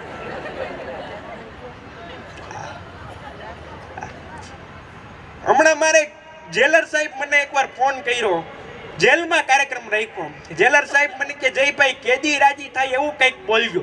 હવે હું મૂંઝાણો, મારે શું એમ કેવું તમારા પૂર્વજન્મના કર્મ ખરાબ હતા તમે અહીંયા. છતાંય મેં એ લોકોને રાજી કરવાનો પ્રયત્ન કર્યો. મેં કીધું મિત્રો તમે બધા જેવી તેવી જગ્યાએ નથી આવ્યા, સાક્ષાત ભગવાન કૃષ્ણનો જ્યાં જન્મ થયો તો એવી જગ્યાએ તમે બધા આવ્યા. એક કેદી દોડીને આવ્યો, મારા કાનમાં કે જૈનમાં ભેગા નીકળી ગયા હતા, અમે 12 વર્ષથી હલમાણા છીએ, તારે કઈને વયું જાવું. પ્રોગ્રામ પૂરો થયો, 4 કેદી આવ્યા, મને કે રોકાઈ જાવ, તમારા જેવા હારે હોય તો 20 વર્ષ પાણીના રેલાની જેમ જાય. હમણાં એક જણો હનુમાનજીના મંદિરે તેલ ચડાવવા ગયો, 2 શનિવાર તેલ ચડાવ્યું, 3જા શનિવારે તેલ ચડાવ્યું ને ત્યાં તો હનુમાનજી પ્રગટ થઈ ગયા, માગીલા વરદા. તો આજુબાજુ વાળા 2 વર્ષથી તેલ ચડાવતા હતા ને કે હનુમાનજી આ તો ખોટું કહેવાય, અમે 2 વર્ષથી તેલ ચડાવી છીએ, અમને નહીં ને આને હજી 2 શનિવાર ચડાવ્યું ત્યાં પ્રસન્ન થઈ ગયા. હનુમાનજી કે મને એને વરદાન દેવા દો, તમે આગા જાઓ. તો કે કા? ઈ કે ગયા શનિવારે કેવું તેલ ચડાવી ગયો તો આખું અઠવાડિયું ખંજોળ આવી. હવે જે ભગવાનના ભૂકા કાઢી નાખે આને કેમ પહોંચ્યું? પણ મારી દ્રષ્ટિએ હાસ્યથી મોટો કોઈ મજહબ નથી અને તમને હસાવાથી મોટી કોઈ ઇબાદત નથી. એટલા માટે મારે કહેવું પડે એક શેરમાં કે મજહબ કુછ ऐसा बनाया जाए जिसमें आदमी को इंसान बनाया जाए. मजहब कुछ ऐसा बनाया जाए जिसमें आदमी को इंसान बनाया जाए. तेरे दुख दर्द का इतना हो असर मुझ पे कि तू भूखा रहे तो मुझसे खाया न जाए.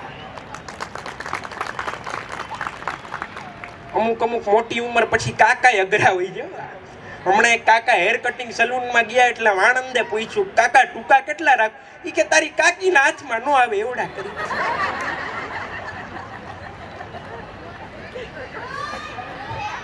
મારી બાજુમાં એક કાકા રહે છે, હમણાં બહારથી ઘરે આવ્યા એટલે કાકીએ કીધું કે આપણી ડંકા ઘડિયાળ ભીત ઉપરથી પડી. કાકા કે શું થયું? એમ અરે એ કે ભીત ઉપરથી પડી એનો તો વાંધો નથી, ભલે ભાંગી ગઈ, પણ 5 મિનિટ જો વહેલી પડી હોત ને તો મારી માથે પડત.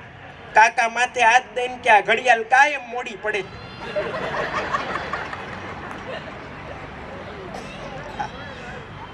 મારો એક મિત્ર હમણાં ઘડિયાળ લઈને આવ્યો, મેં કીધું ઘડિયાળ લીધી? મને કે હા. મેં કીધું કેટલાની? મને કે લીધી ત્યારે દુકાનવાળો નહોતો. કોકની ઉપાડી આવ્યો એમ નથી કહેતો, પણ ઘડિયાળમાં ફૂલ નથી કાંટા છે. ઘડિયાળમાં ફૂલ નથી કાંટા છે એટલે આપણે કોકને પૂછીએ છીએ કેટલા વાગ્યા. કાંટાનો વિષય છે ને એ વાગવાનો છે, સમજવા જેવી બસ કેટલા વાગ્યા. પણ રાજસ્થાનનું જોધપુર, અહીંયા બેનો બેઠા છે, વાતની મજા એટલે આવશે. જો હાસ્યમાં ઘણા બધા પ્રકારો આવે, સેટાયર આવે, કેરિકેચર આવે, બફૂલ આવે, આયરની આવે, બ્લેક હ્યુમર આવે, વીટ આવે. એમાં વીટ એક એવો પ્રકાર છે કે જે તમે સમજો ને તો અત્યારે દાંત આવે ને કાલ કોઈ પણ પ્રવૃત્તિ કરતી વખતે દાંત આવે. એનો એક દાખલો દઈ દઉં. રાજસ્થાનનું જોધપુર એક એવું ગામ છે કે જ્યાં રાવણને જમાઈ કહે છે, બાકી લગભગ બધી જગ્યાએ જમાઈને જ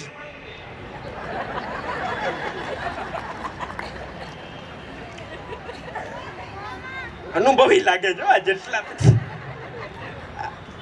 હમણાં એક જમાઈ સાસરે ગયા કે સસરા ખીજાણા, તમને શરમ નથી આવતી? જ્યારે હોય ત્યારે તમે મારી દીકરીને લેવા આવો ત્યારે એકનું એક ટી શર્ટ પહેરીને આવો. જમાઈ બહુ સરસ જવાબ આપ્યો કે એમ તો તમારે 4 દીકરી.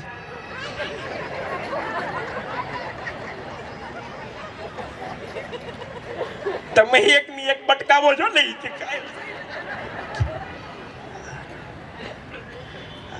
મારા પપ્પા સાસરે ગયા તેના સાસુએ કીધું કે દીપક કુમાર ₹1,00,000 દીકરી તમને દીધી. પપ્પા કે ઉભા રહ્યો, 50,000 સોદો કરવો છો? અમુક તો ડિસ્કાઉન્ટમાં દેવા તૈયાર થયા છે. આ બાળકો જેમ અવર જવર કરે છે એની અવર જવર થોડીક શાંત કરી નાખજો. આ બાળકો છે ને અદ્ભુત વસ્તુ. જો મોબાઈલમાં જેમ અપડેટ વર્ઝન આવતા જાય છે ને, હવેના છોકરા અપડેટ વર્ઝન જેવા થઈ ગયા. એક છોકરાએ તો જન્મતા વેત નર્સ પાસે મોબાઈલમાં તો નર્સ ગોટે ચડી ગઈ, જન્મતા વેત તાર ફોનને કરવો જ શું? છોકરાએ કીધું કરવું કાંઈ નથી, પણ ભગવાને કીધું તું પહોંચીને મિસ કોલ કરી દે. હા, મિસ કોલે ઉપાડા લીધા છે. હમણાં એક ભાઈ ગોપી એના છોકરાને મારતા હતા. મેં શું કામ મારો છો? મને કે કાલ એનું રિઝલ્ટ છે. કાલ રિઝલ્ટ છે ને આજે મારો જો મને કે કાલે હું બહારગામ જાઉં. એને ભરોસો કેટલો હોય? આ નાપાસ જ હોય. કારણ કે બાપુજી એક ધોરણમાં 8 વર્ષ રહ્યા હોય, એ છોકરા ફૂલી પાસ ન હોય. પણ આ મોબાઈલની વાત કરી, મોબાઈલ છે ને એ જીવ બચાવે એનો એક દાખલો આપું. અહીંયા ડોક્ટર સાહેબ બેઠા છે. ડોક્ટર સાહેબ એક હાથીને એપેન્ડિક્સ થયું. હવે આવડું મોટું જાનવર, એને તો બેભાન કરવું હોય તો એના તો ઇન્જેક્શન સાયકલના પંપ જેવડા આવે. 6 ડોક્ટર, 14 નર્સ, આડા આવડા 8-10 ઇન્જેક્શન માર્યા. માંડ હાથી બેભાન થયો. પછી ડોક્ટરે કીધું કે સિસ્ટર સાધન ગણી લઈ, આ જપાજપીમાં આપણું કાંઈ રહી તો નથી જતું ને. ત્યારે ડોક્ટરે કીધું નર્સે બીજું તો કાંઈ નથી રહી જતું, પણ ડોક્ટર મહેતા દેખાતા નથી. મહેતાજી અંદર બેઠા હતા ને હાથીને સીવી લીધો. આ તો સારું થયું કે મહેતાજી પાસે મોબાઈલ હતો. એને અંદરથી ફોન કર્યો, એને રોમિંગ લાગ્યું. એને અંદરથી ફોન કર્યો કે હું અંદર બેઠો છું, આ પ્રાણીને પુનઃ ખોલો. પણ બહેનોને ઇંગ્લિશ બોલવાની ટેવ હોય. મારી મમ્મી અહીં બેઠી છે, હમણાં ડોક્ટર પાસે ગઈ. ડોક્ટરને કે ડોક્ટર જલ્દી જુઓ, જલ્દી જુઓ. આનું અંગ્રેજી પકડજો, ધનુર ઉપડી જાય એવું મારી મમ્મીને. ડોક્ટરને કે ડોક્ટર જલ્દી જુઓ, જલ્દી જુઓ. ડોક્ટર કે શું જલ્દી જુઓ? એ કે મને 100 ગો ચડી ગયા છે.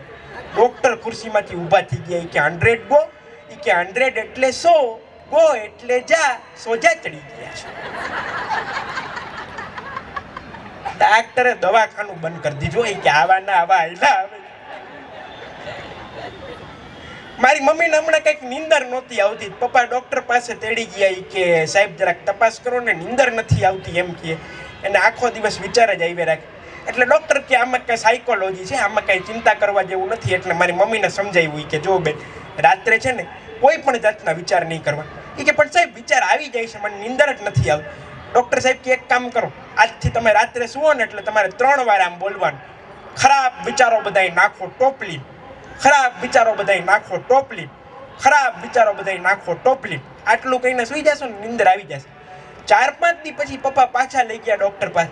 ડોક્ટર કે કેમ આવી જાય છે ને હવે નીંદર બરાબર, તબિયત હાઈ ક્લાસ? કે સાહેબ હવે તો મોટું જોખમ ઊભું થઈ. તો કે કેમ જોખમ? તમને કીધું તું ને ખરાબ વિચારો બધાય નાખો ટોપલી. પપ્પા કે ઈ તો બરાબર છે, પણ હવે થોડી વારે ટોપલી બહાર ખાલી કરવા જાય.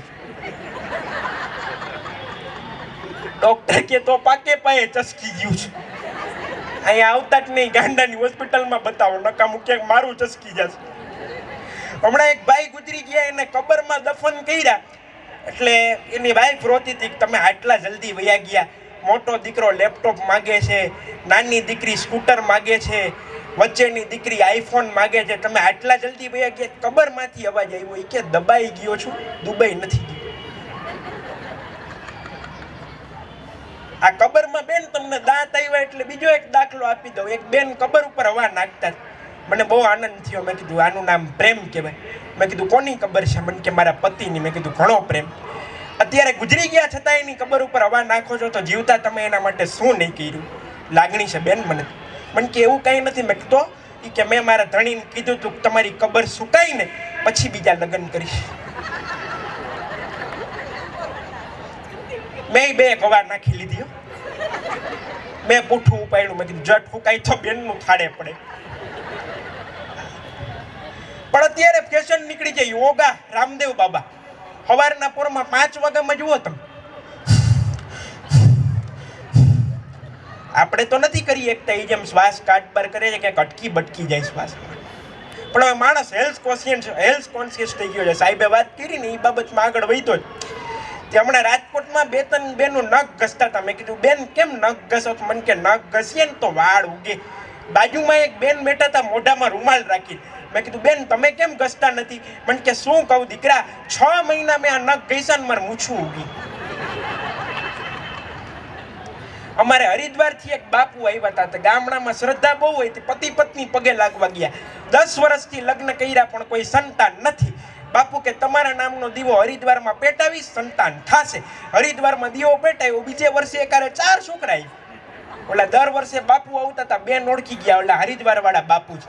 4 છોકરાને પગે લગાવી. પછી બાપુએ કીધું કે આના પપ્પા ક્યાં ગયા? દેખાતા નથી. તો કે હરિદ્વાર ગયા છે. કેમ? તો કે દીવો ઠારવા.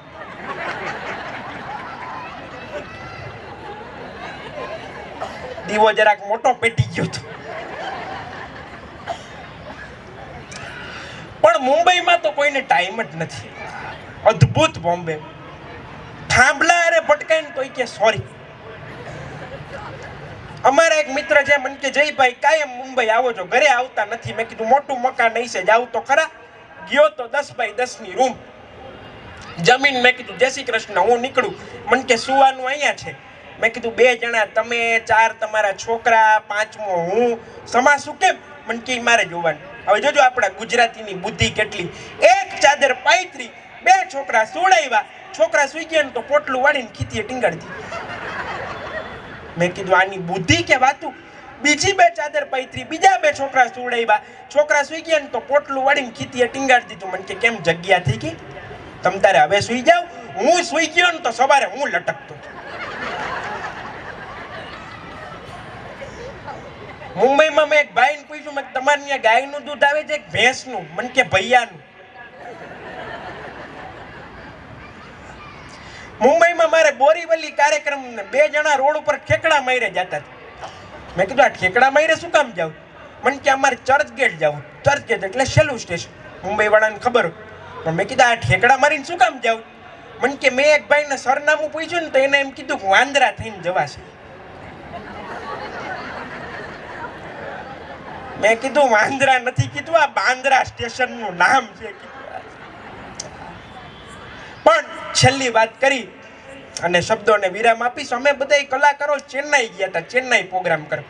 તે ઓર્ગેનાઇઝર મને કહે હોટલમાં જમવાનું ફાવે? મેં કીધું સારી હોટલ હોય તો ફાવે. તો વેઇટરને બોલે, વેઇટરને કીધું come on. A come on કીધું ને એટલે આવ્યું. હિન્દીમાં મેં કીધું પ્યાજ चाहिए. ત્યાં આમ નામ ઉભો રહ્યો. પછી મેં ઇંગ્લિશમાં પૂછ્યું, મેં કીધું હેવ યુ ઓનિયન પ્લીઝ? તોય આમ નામ ઉભો રહ્યો. પછી મારો મગજ ગયો, હું બાવડું પકડીને કિચનમાં લઈ ગયો. મેં ધીસ ઇઝ ઓનિયન. મને કે ડોંગરી કયો ને, હું રાજકોટનો.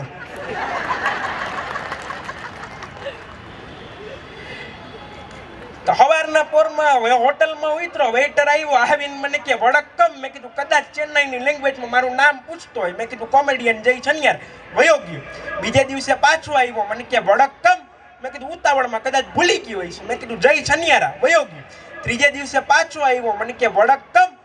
અમારા મિતુલભાઈ ભેગા મને કે આ તું 3 દી થયા હું વડક્કમ વડક્કમ મંડાણો. વડક્કમ એટલે તારું નામ નથી પૂછતા. મેં કીધું તો વડક્કમ એટલે નમસ્તે એમ કહે. મેં કીધું એમ? કાલ આવજ. બીજે દિવસે આવ્યો, ઈ કરે ઈ પેલા મેં જ કરી નાખી. મેં કીધું વડક્કમ. વેઇટર મને કે હું જય છનિયારા.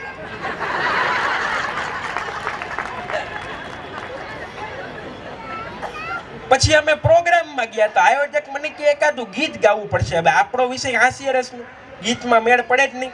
એટલે મેં ભગવાનનું નામ લઈને ખૂબ જ કૃષ્ણ ભગવાનનું એક પ્રચલિત ભજન ગાયું કે અરે દ્વારપાલો કનૈયા સે કહ દો કે દર પે સુદામા ગરીબ આ ગયા હૈ, કે દર પે સુદામા गरीब आ गया है, भटकते भटकते न जाने कहाँ से तुम्हारे महल के करीब आ गया है, न सर पे है पगड़ी न तन पे है जामा, बता दो कन्हैया को नाम गए सुदामा, बता दो कन्हैया को नाम गए सुदामा.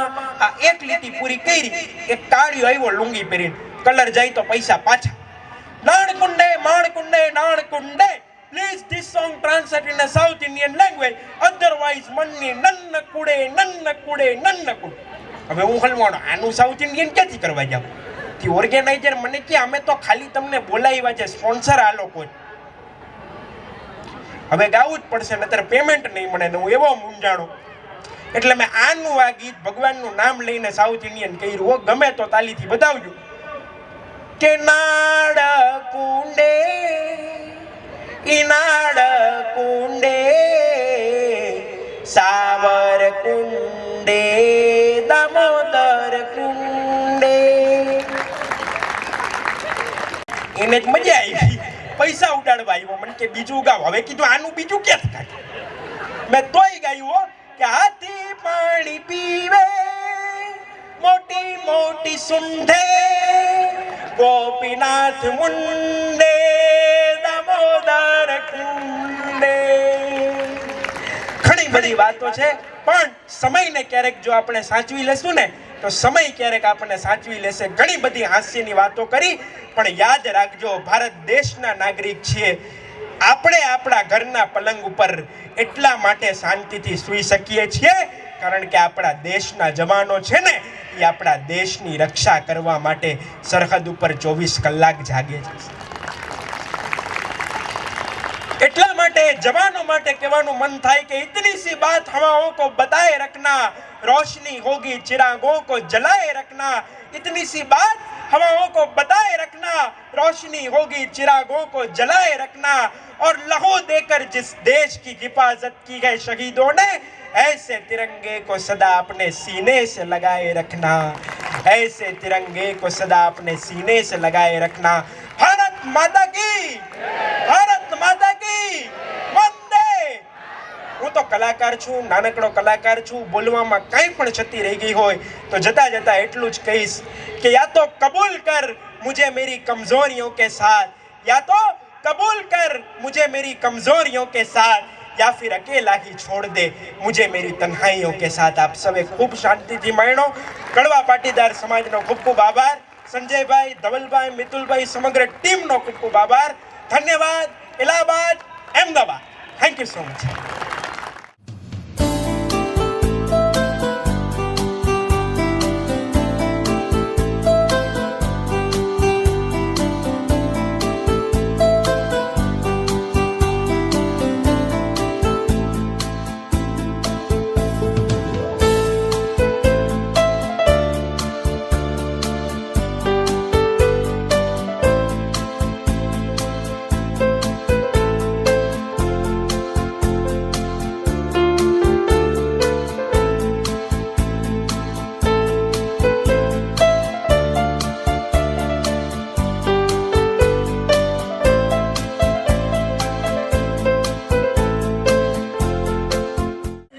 વિદ્યાનગરી કેમ થઈ એ આપ સૌ જાણતા હશો. મધુરામ શર્મા છે, એ કુતિયાણામાં શિક્ષક હતા અને એને શિક્ષક તરીકેનું રાજીનામું આપી અને એને આશ્રમ સ્થાપવાનો હતો.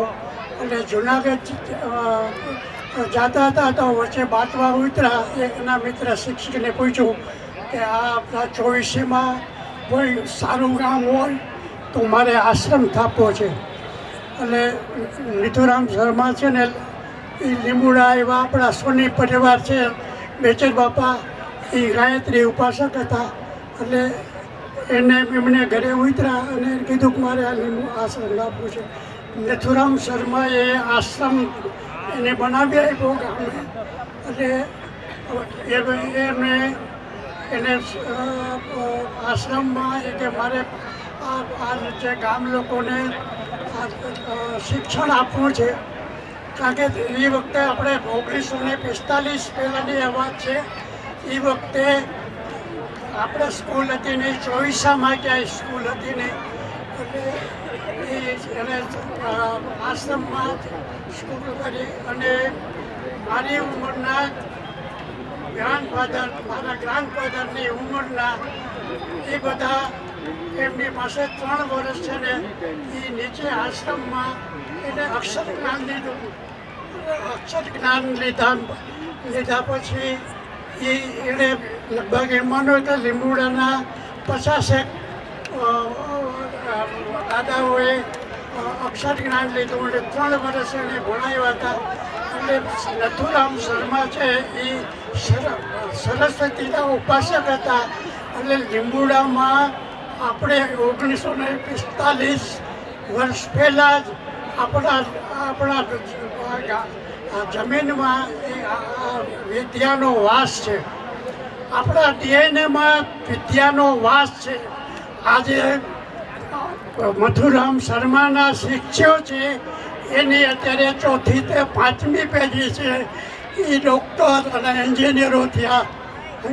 અને આટલું છે અને વિદ્યાર્થી છે એ માત્ર ને માત્ર નથુરામ શર્માના આશીર્વાદથી આપણા બાપ દાદાના DNAમાં વિદ્યા છે એ સરસ્વતીનો વાસ છે. સરસ્વતીનો વાસ છે એ તમારા DNAમાં છે. આજે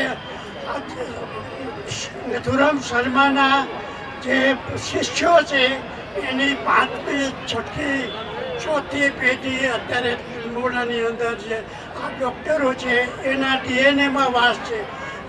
DNAમાં વાસ એટલે તમારા આ લીંબોડાના આ જે છે પાણીમાં જે છે ને એ વિદ્યાનો વાસ છે. એટલે આજે છે આખા સૌરાષ્ટ્રની અંદર આ જે છે એ વિદ્યાનું ધામ ગણાય છે.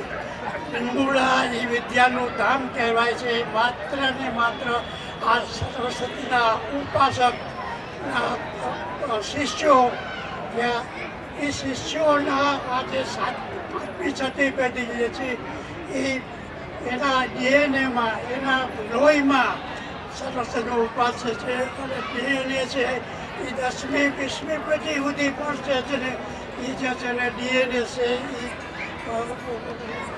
લોહીનો જે છે વારસો એ જળવાઈ રહેતો હોય છે. એટલે આજે આ બાજુ જે છે આજે વિદ્યાનગરી જે બની છે ને એનું જે છે એ નથુરામ શર્માના આભારી છે. આપણા બાપ દાદા એમની પાસે અભ્યાસ કર્યો, શિષ્યો ત્યાં છે, એના શિષ્યોનો આ બધો પરિવાર છે.